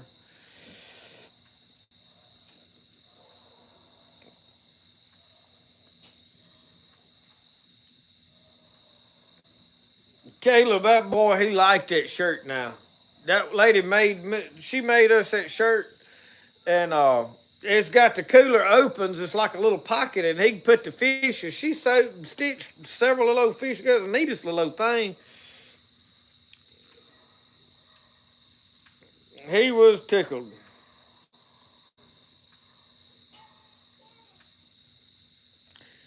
He is a mess now. That boy's something else. He's in there now. Got Legos scattered all over everywhere. He has got into the Legos.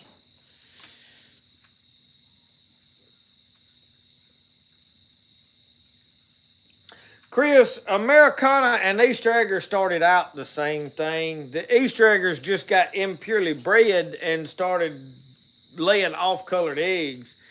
And now somebody tried there is two types of there's Americana spelled Americana, which is Americana,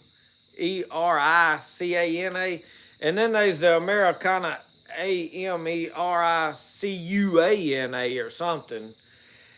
And the discrepancy, a lot of people went to Easter eggers is all of them because of one of the companies one of the chicken hatcheries deliberately tried to sell Easter eggers under and we got a whole bunch of rigmarole going on, and these people, especially on them backyard chicken pages, that just get adamant that some of them don't have a clue where what started from. They all were about the same kind of chicken. I mean, because in reality, game fowl, you either had gray or red game fowl, and that was it. And all these bloodlines were just because this one family had culled out the bad out of their family. I mean, it's the same breed of chickens, really and truly. They're red chickens. They vary colors. And a lot of people keep trying to say, oh, well, this is a round head because of this, and this is a hatch because these got this color. Back in the very beginning, they was red chickens and white chickens, and that was it. So, I have had buff Orpingtons. I had some blue ones at one time, but I got away from all of those various breeds, and I'm culling down my game fowl. Because it's not that important, and I'm feeding way too many chickens. In fact, I have got to go in the morning and buy about $100 worth of chicken feed because I emptied the barrel today when I fed. But I started feeding this time a 26% protein dog food that is the very small pellets. I'm feeding it to the dogs and the chickens. I would have went 24% protein, 20% fat. But the place that I get it, they was out. And they got to where they out pretty regular when I go up there. So I don't know.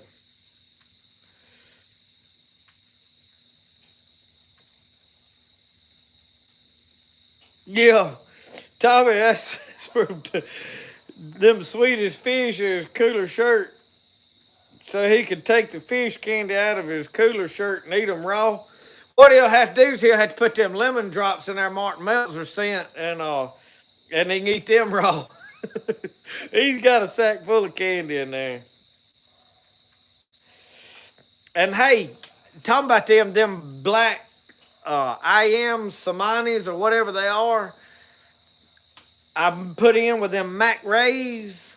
One of them hens is setting right now. So it's going to be a bad time to raise babies, but we might get babies out of them black chickens before long. I am going to exclusively focus on raising those for right now. And I like them in my grays pretty much. It's a value pack dog food that I got that is 26% protein. We have a local farm supply. We actually have a couple of local farms. We have a gin, and then one that is Cook Feeds, and then we've got our local co-op, Neshoba County Co-op.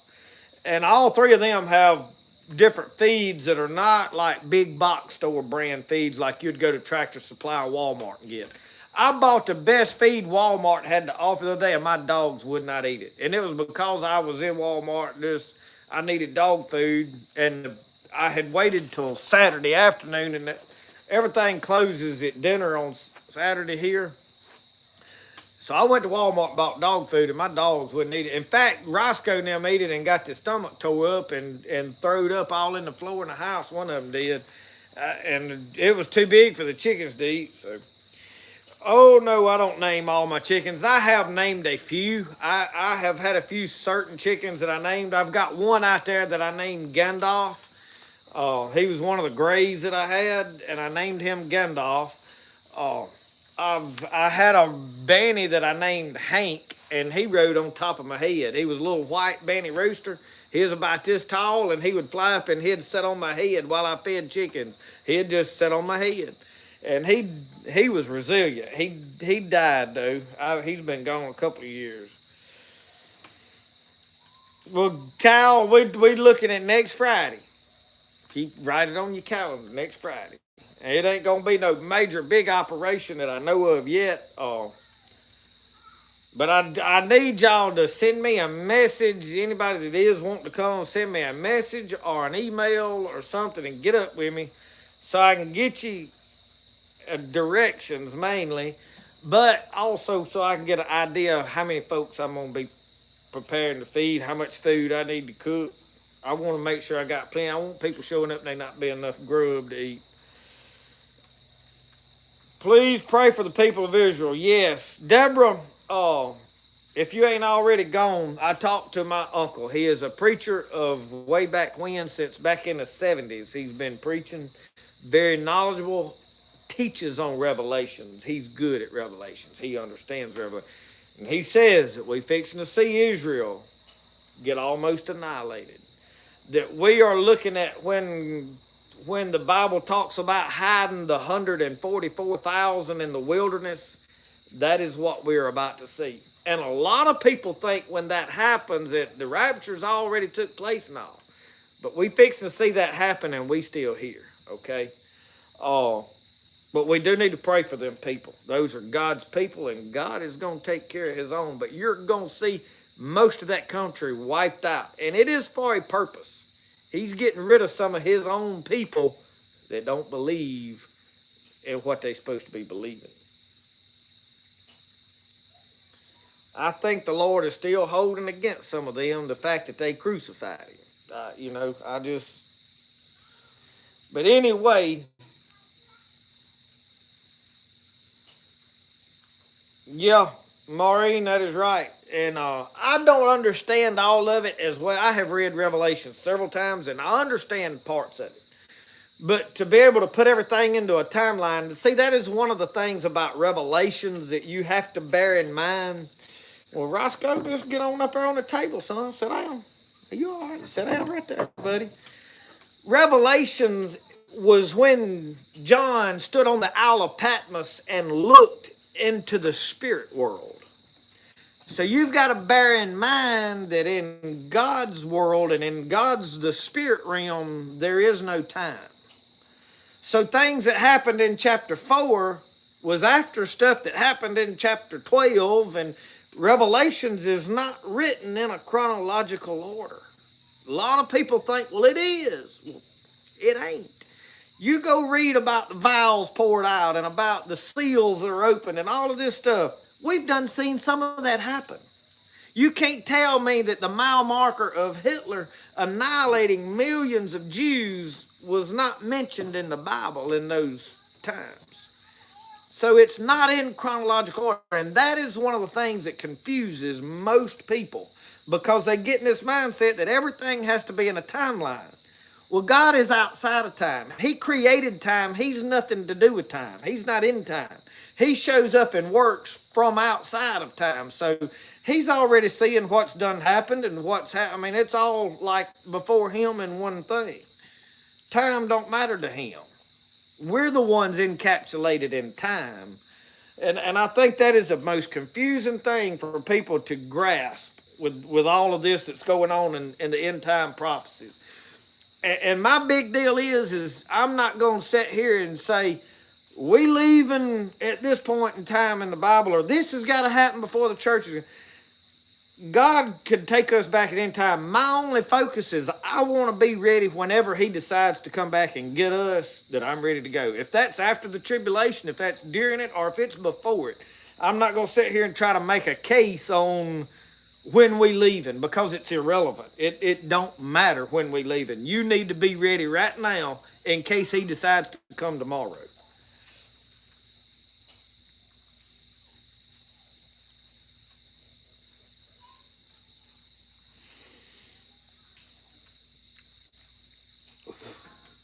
And a lot of Revelations is I'm not gonna sit here and try to tell you that I understand all of it.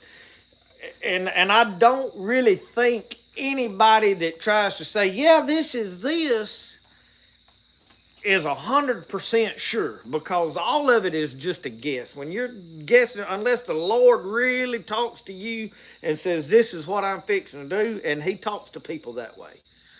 So, and my uncle, he's as knowledgeable on it as anybody, and this is what he says, but I don't think he could sit here and tell you I'm 100% sure that's what's fixing to happen. But I mean, this really fits, and this really works, and this is really possible. I think that's how you would present that.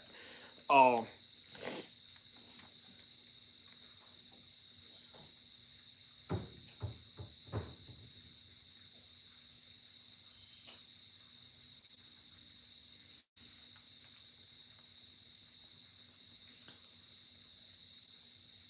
oh, Roscoe, he's a mess now. He's my buddy.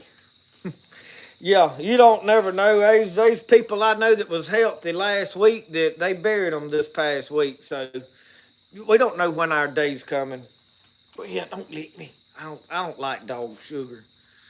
I seen what you was licking laying over on the floor a while ago. I don't. I'd rather you didn't lick me.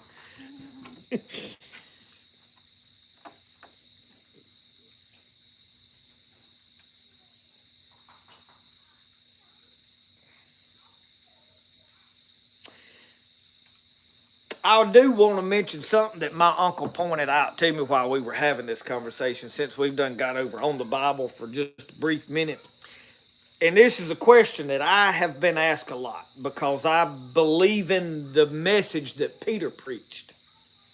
And a lot of people ask me, why do you believe that more than the message that John preached? And I'm going to explain to you why briefly right here. They preached the same message. But Jesus looked at Peter, and Peter told him, thou art the Christ. And he said, Peter, upon this rock I'll build my church. And he told Peter, and I don't know if he told him standing right there, but he told Peter, I think it's in Luke, he said, whatever you bind on earth will be bound in heaven, and whatever you loose on earth will be loosed in heaven. He gave Peter the keys to the kingdom. Peter stood on the day of Pentecost and preached a message, and Peter spoke it into existence. And whatsoever Peter bound right there on earth as to the plan of salvation is what was bound in heaven.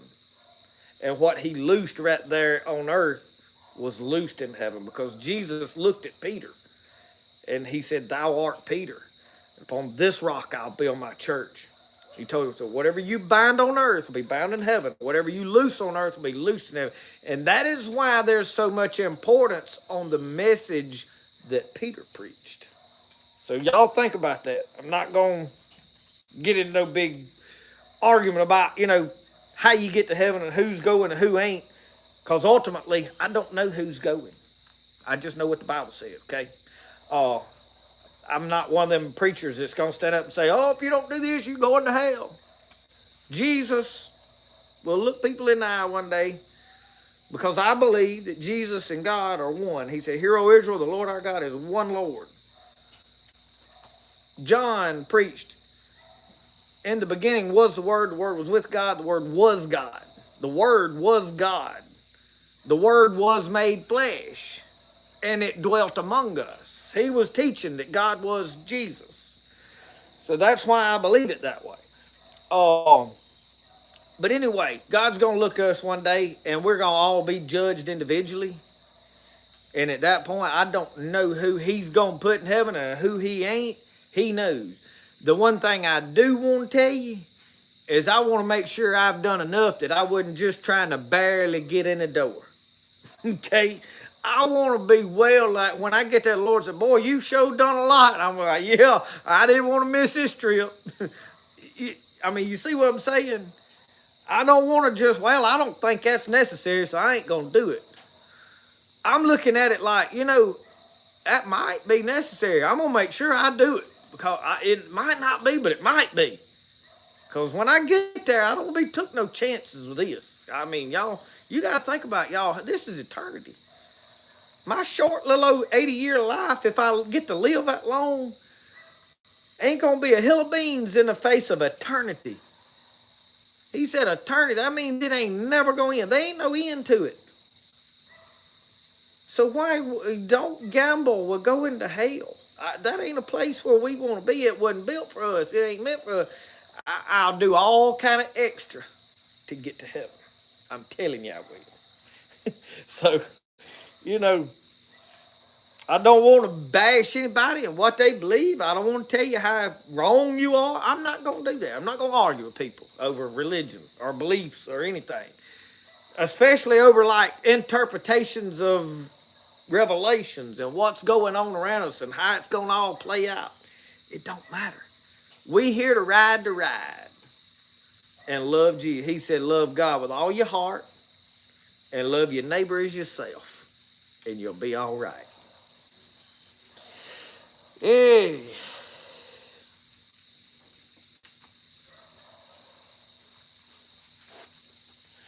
Yep, Caleb, a person must repent.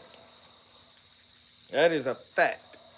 And I think everybody will agree on that. And they ain't none of us that's been perfect. Ain't none of us ever will be. And we're gonna all have to ask for forgiveness for some things. And we're gonna fall after we've asked for forgiveness. I think one of the worst things that we get a mentality of, and I'm gonna say we, it's all of us, regardless of what you think the plan of salvation is and what you do to be saved, but we all agree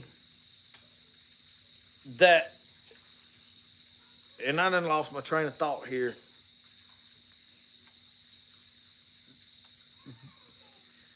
Try to recollect my thoughts here. Anyway, I guess they escaped me. Whatever I was finna say must not have been too important. But anyway, I was saying we needed to repent. Everybody agree we need to repent. We're gonna all fall. Oh, I know what it was. I think the worst thing that we come up with is the idea of what I done to be saved. Because we get this sense of, well, I did whatever this is, I'm okay now. And that's not how this works. This, whatever you did to be saved was a beginning. You're supposed to continue to grow in God and get closer to God as your life goes along. You're not supposed to say, okay, I got my foot in the door and I'm going to try to maintain this till I die. That's the wrong way to look at this.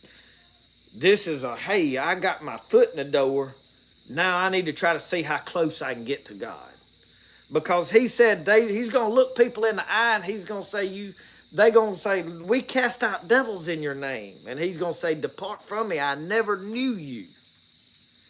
And that word knew is an intimate experience with someone else. In this case, with God.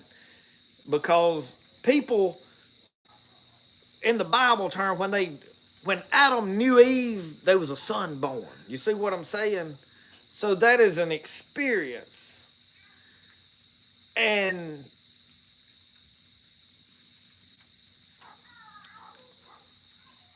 Jesus did a finished work. But that didn't mean that we don't have anything to do.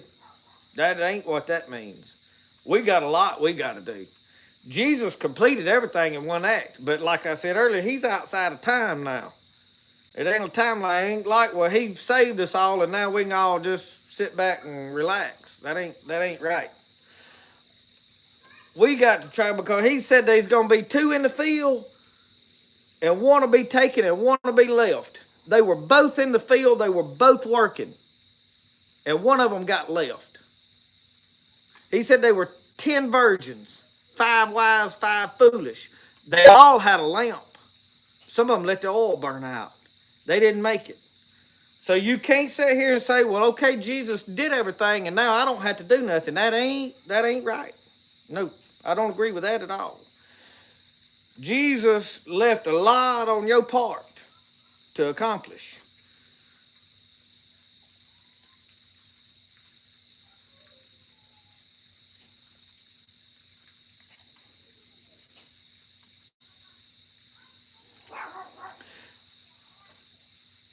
Yep, Jesus died for our sin. Jesus paid the price. His blood is what's going to cover us all.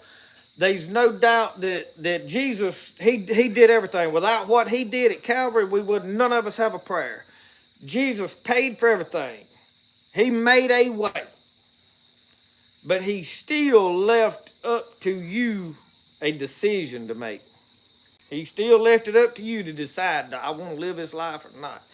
And he said, few there be that find it. The way to destruction is wide, and many there be that go in. Only a few find their way to heaven. He said, on the straight and narrow path. And it is all about belief. But if you believe you won the lottery, what do? You just sit there and say, I believe I won it. You know, I mean, when you believe something, you've got to still do what it takes. If I believe this plant will heal me, I go out here and I pick a plant and I say, you know, I believe this plant will cure this disease. Well, just saying I believe that don't do anything. I have to take that plant and then I begin to take it and consume it and do whatever I believe this plant will heal my body. So I'm going to have to make medicine out of it. I'm going to have to take it and do, and that is what it said, faith without works is dead. So I have to put the effort that goes into what I believe. If I believe something, it's real, you know. Here's the next thing. When you start talking about believe, for God so loved the world, you know, you believe, he that believeth on me shall be saved. Well, in the book of Mark, he said, him that believe, these signs shall follow them that believe. So if all you got to do is believe, these signs should be following you. Every one of these signs. In Mark 16, you go read it. He said, he that believeth not shall be damned, but he that believeth shall be saved, and these signs shall follow them that believe. So if those signs are not following you, are you believing? Because he looked at some of the disciples when they tried to cast out a demon, and they knew who Jesus was. They had been following this man. They had been following Jesus' teachings for years. They believed that he was God. They were following him. And they said, why couldn't we cast this demon out? And he said, because of your unbelief. You go read it. They thought they believed, but Jesus said they didn't believe. And that's where a lot of us are. A lot of times we think, well, I believe because we believe who God is. If I really believe something, I'm not going to just sit there and say, regardless of what you believe, it has no power if you don't act on it, on what you know about it.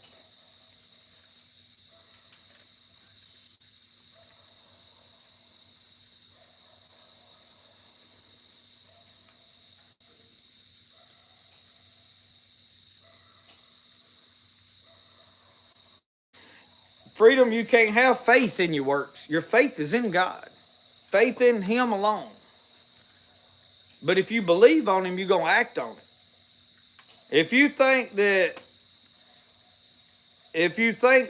I believe on him, now I don't have to focus on nothing I do, you're missing it. Now, to say that, hey, my works alone is going to be what gets me to heaven, that ain't how this works either. You're not never going to do enough just to get to heaven. Not no way, shape, or form. That ain't everybody it either. It takes a sound understanding of both and knowing that he saved me. Put it like this. This is the best way. I was an alcoholic. I sat out there in a miserable life. And Jesus come down and delivered me from alcohol. I sat there and had an experience with Jesus Christ right there in my shed by myself. An experience like I'd never had before in my life. And there was a drastic change that instantly happened in my life. And I fell in love with Jesus Christ. Before that, my wife would want to put up the Christmas tree, and I'd be like, not till after Thanksgiving. We ain't putting no Christmas tree up. I I had laid in the bed from a hangover the night before on Christmas Eve, and my young'uns opened the Christmas presents without me even in there, or my daughter. I didn't have but one at the time. And after I was had that experience, I fell in love with Christmas. I fell in love with Jesus Christ. I couldn't get enough of it. I couldn't do enough. I told God, I'll do anything you want me to do. I'll preach. I'll go anywhere. It don't matter. And that is what this is. It's not that, well, I think I'm saved. I did whatever to be saved. Now I'm going to do all the good works I can to get to heaven. That ain't how that works either. You can't. Your works. James, he said, I'll show you my faith by my works.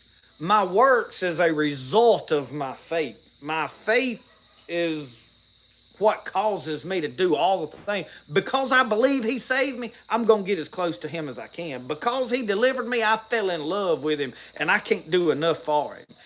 Because he saved me, I'm going to do everything I can to please him. If I think it's unlike him, I don't want nothing to do with it. If it's dressing away, or if it's talking away, or if it's doing something, if it's unlike God, I don't want nothing to do with it. I want to be more like him, and every day I should be getting closer to that. Every day I should be wanting more of Jesus in my life, because the more I need him, and I face things. I face problems in this life, and I need God in my life every day. I need a fresh touch. I need that experience again. I don't want to just have this one-time experience. I want to have it over and over and over. And that's what works is. It's not that, hey, well, we claim we believe, now we're going to try to be good and give to the needy and give to the poor and do these things just to get to heaven. That won't work. That's the scribes and the Pharisees' works. That is, he said, unless your righteousness exceed that of the scribes and the Pharisees, you shall no ways enter into the kingdom of God. You can't just have religion, but you can't just say, okay, I believe either. You've got to believe and then be in love with Jesus Christ and want to do whatever you can for him.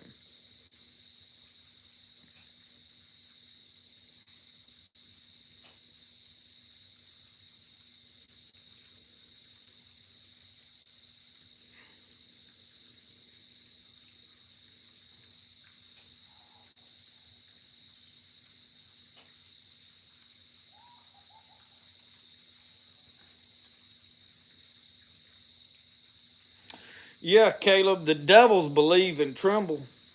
The Bible says that the devils believe in Jesus, but they're not going to be in heaven.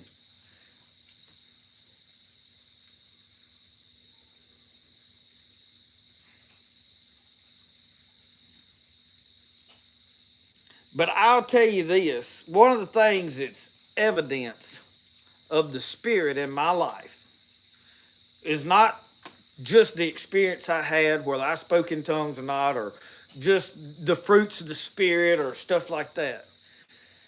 The main thing is, in the face of uncertainty in our world right now, things going on in Israel, things going on in our own country, things going on in some of our own personal lives, I have peace. I'm not worried about nothing. Because it's like Paul said, to die is to gain. If I leave this world tomorrow, I win. I'm that at peace about it. Not an arrogance or, I think I got it saved. I ain't. No, it's a literal feeling of peace to where there's no anxiety about it. There's no, worry about, am I gonna make it? I have that peace inside of me. And I didn't have that before. I worried about death. I worried about things. And that's one of the big secrets, I think.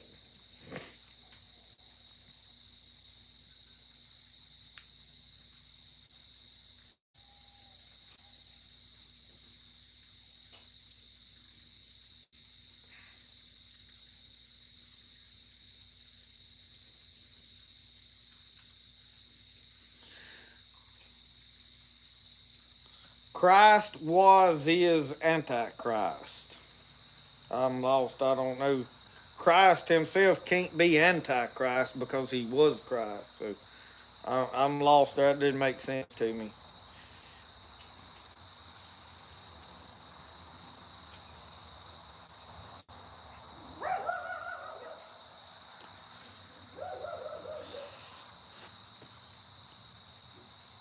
they in any way, and I realize that I have an audience that has a huge varying of beliefs, and I'm not one of these people that's going to sit here and say, "Oh, everything's got to be my way or no way." I'm the only one that's right. We have a book that has a huge, various amount of scripture that has to be what the Bible says rightly divided. That can only happen through the Spirit of God. And you have to have an understanding that only God can give you as far as being able to feel. When I'm reading something, I'll give an understanding today. I've been praying about a situation, not a major problem, not like something bad, or it's just something that's been uncomfortable in my life and in my spiritual walk with God. We'll put it that way. I've been unhappy with. So I was just listening to the Bible today. I turned it on. I started in Second Chronicles. That's about where I think I had actually done read all of Second Chronicles. I got over in Ezra, and I wasn't sure where I was at, so I backed up and I just started listening to it in Second Chronicles again. And they got to talking about Jeroboam, and Jeroboam did some things in his life that clicked, and it was like God speaking to me that this spirit that this man had is the same thing that's showing up in your life through other people. That's what's on them, is that spirit. And that is how the Bible is meant to work. It's not a let's sit down and look at this one scripture and let's try to cipher out what it means by translating this into this language and this and that. We miss stuff trying to overthink it. You take that word and you just read it. And what's the beauty of it is we serve a living God. You don't read the Bible like you're serving a dead God on a rock somewhere that's an idol. He's a living God. He will speak to your heart. He will tell you, you need to do this or you need to do that. You have to learn to cipher that within inside of yourself and listen to it and obey it. The more you obey that, the more clear it'll be to you when he's talking to you. And his word is a living word. And you can read the same chapter today and read it again tomorrow, and it may give you something different tomorrow. You may feel that like, hey, that just stood out to me. That just clicked in my mind. I know what he's talking about. And that's how this book is meant. That's why it's called Daily Bread. If you'll read it every day, it'll feed you every day. It'll help you for that day. Whatever you're struggling with, something will come out of that book. God will talk to your heart. And you won't have to sit down and read that book and try to figure out what it meant back in that time period. It'll mean something to you today if you'll read it that way. And allow God to speak and lead you. And let God tell you what he wants you to do and what he wants you to believe. And alter your thoughts. Be open to the Spirit, because we serve a living God. He's not still in a tomb. He's not off in heaven somewhere where he can't talk to us. He's supposed to be right here. He said, know ye not that your body is a temple? He lives inside of you. And another thing I was listening to is as Solomon was preparing the temple, there was so much detail in that temple. It had to be built a certain way with a certain wood, inlaid with gold, and there was so much of this, and God was telling him how to build every bit of it, how he wanted it. And with that being said, your body is a temple. God gets to tell you how he wants your body arranged. That's why a lot of people think, oh, well, it don't matter how I look, dress, act. It does. It really does. And you need to let God explain to you and convict your heart on things you might should do, shouldn't do, should wear, shouldn't wear. I'm not going to sit here and try to tell you what all it is. I just want to tell you that the way you present your body is important to God, because he was very specific to Solomon how that temple was to be built. And now your body is his temple. Your body is important on how it's presented and how it's put together, and also how well it is. When you're sick, that's God's temple. God will heal that with your faith in that. And you got to believe it that way. And you say, God, this is your temple. Your temple don't feel well. You need to heal your temple. So there's things that we miss because we get so closed-minded that we think, oh, it's got to be a certain way. And we try to read the scripture trying to make it fit what we think. Forget what we think. I had to forget what I thought. There was times that I thought things that wasn't right. And I had to let go of that and go, okay, God, what do you want to tell me? How you want me to be? And that's where I'm at today. That's how I got here. And the more I done that and aligned with what God wanted, the more he's been able to use me and bless me and anoint me to help other people. And that's why he's allowed me to have these avenues to reach people. And when people sit down and reply to me and say, man, you spoke to my heart, that was just what I needed. Well, that wasn't because of me, y'all. That was because God was anointing and using what I gave him to work with. And I prayed over it and said, God, you talk to your people because y'all belong to him, not me.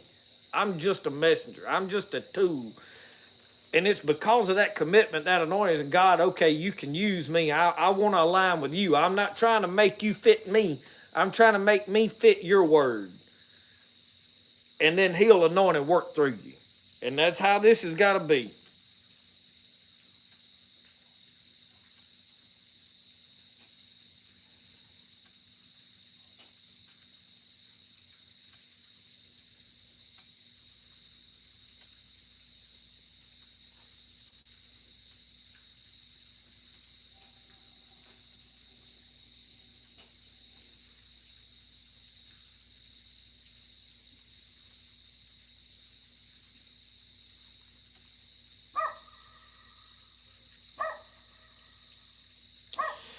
Well, we finally wound up having church tonight, y'all.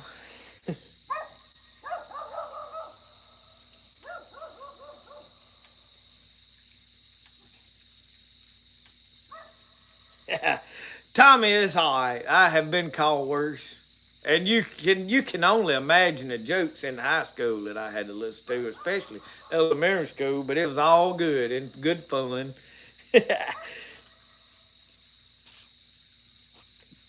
Y'all, I don't mean to preach all the time. And a lot of these things turn to preaching. And it's not for everybody. Everybody don't want to be saved. Everybody don't want religion. And I'm not going to try to force anybody into it. I mean, I'm not going to argue with people over scriptures, and I don't want to preach to people that just don't want to, I realize it can push people in the wrong direction, but I also ain't going to change who I am to please people if they don't like it. I don't want to deliberately just rub it in your face and say, oh, you going to hell if you don't believe like I do. I'm not going to tell you that. A lot of preachers will, and there's plenty of them out there that'll tell you ain't going to hell if you don't do this, or you going to hell if you do that. I mean, I think if you don't align with what the Bible says, you'll probably go to hell. For me to sit here and judge you and tell you you're going to hell for doing this, I've done a lot of things that I've told a lie before, and the Bible says every liar will have his part in the lake of fire, and I've lied before. So we all agree that we have to, at some point through life, continually repent. Say, God, I messed up today. I need you to help me. I don't want to do that no more. I need to do better tomorrow. And y'all, that's what it's all about. I think one of the big problems that we have today is people don't know how to pray. They do a lot of talking, but they don't really know how to approach God.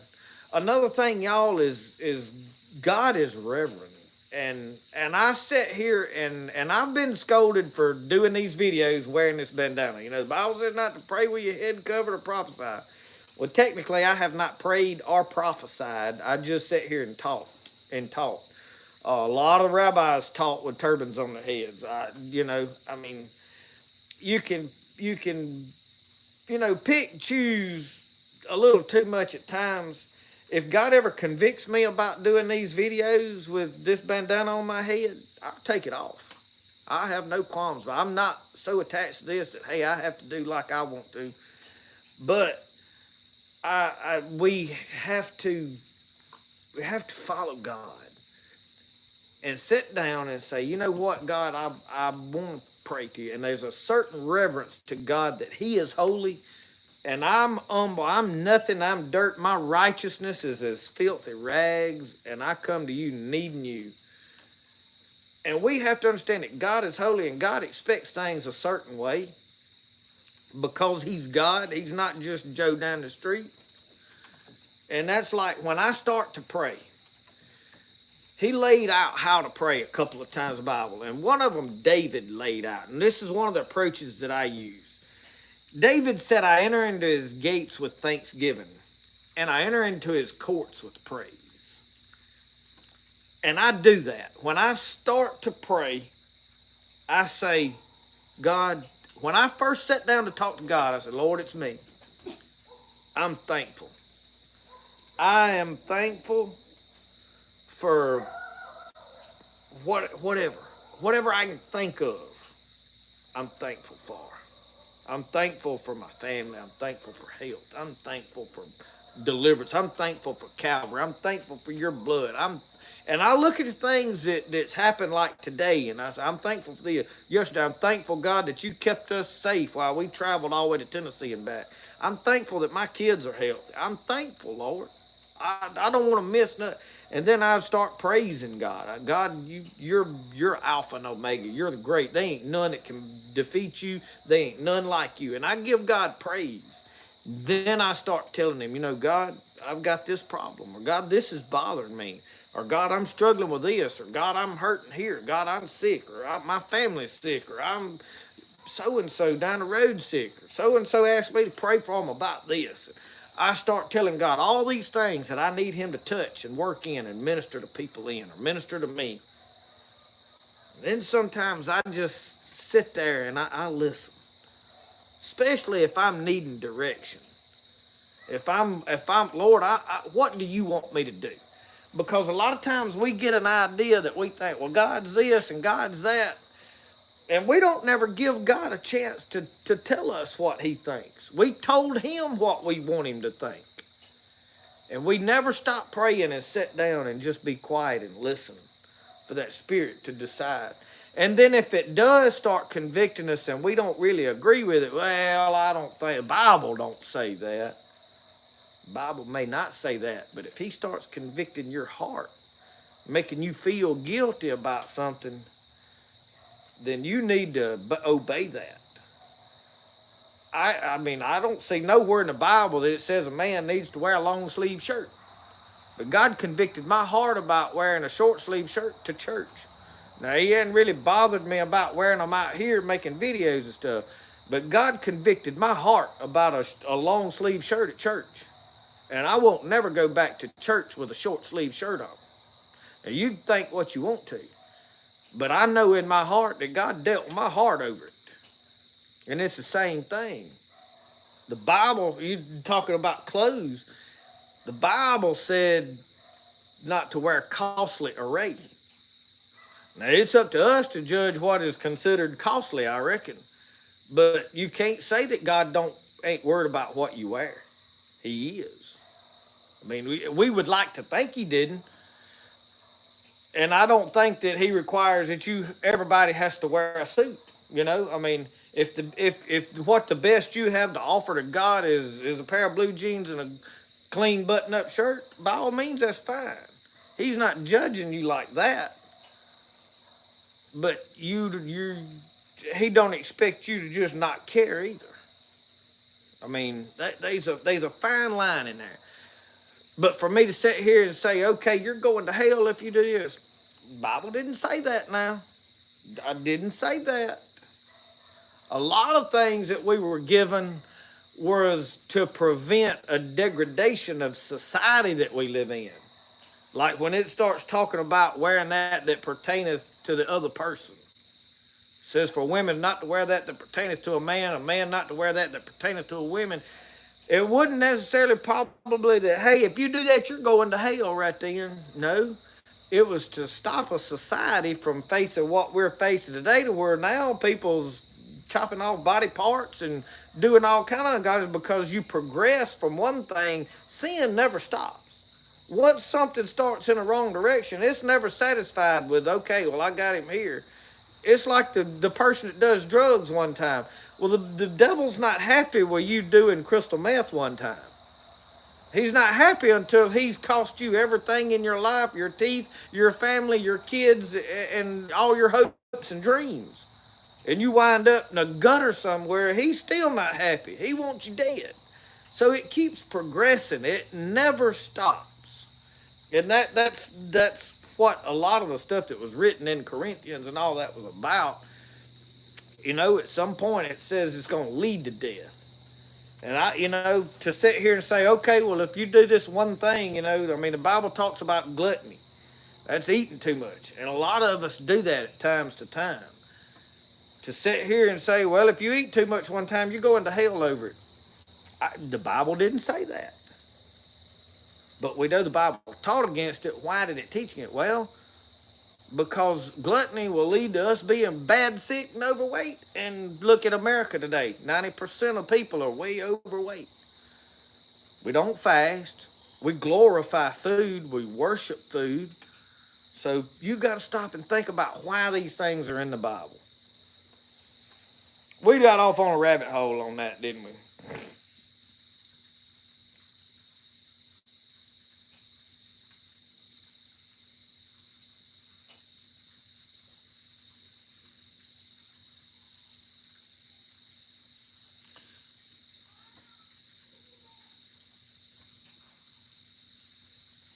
Jason, we'll see you. I'm fixing to shut this down here pretty shortly, y'all. We have been going for, oh Lord, we've been going 141 minutes. I said I wasn't gonna go that long.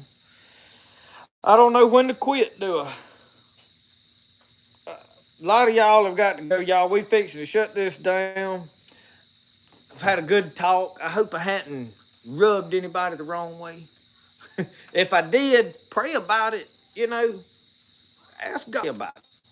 I don't ever encourage you, whether it's medicinal plants or how to do something or whatever, to just take just my word for it. If you're learning something, you need to find other resources. So, let's put a whole bunch of information together to see what we really believe. So anyway, with that though, we're going to close everything down. And yeah, Kyle, when I get to talking about the Lord, and it's because I used to be an alcoholic and my life was a wreck, a miserable wreck. And now I look at what God has blessed me with and what he has done in my life. And I know that he can do that in your life. Every one of you, he can bless you beyond measure. It may not happen overnight, but he'll put you on a path to a better life. And your life, instead of getting worse every day like it will with sin, it'll get better every day. That's the beauty of walking with God. And that's what I want y'all to have. It's not about a I'm right, you're wrong type of deal. That ain't how I look at this. It's like I want you to be blessed. So with that, I want to tell y'all good night and thank all of you for joining in. Thank all of you for hanging out with me tonight. I know we've been going a long time, and I try to do that because people that get on at first drop off, and there's new people that join about halfway through. And I won't get everybody a good time to sit here and talk. But y'all, I've got some of the most wonderful people. And hey, look, if you disagree with some of the things I say, we still love each other. We still all friends. I still love you. If you don't like what I like, hey, some of you even like dumplings. We still gonna be friends. But thank y'all for watching tonight. Remember, the best way to do things is the way you like to do it. We'll see y'all, and y'all have a good one, and we'll see you next time. Hopefully, we'll have another video up. I got to go edit one, have you something else to watch tomorrow. So we'll see y'all. Good night.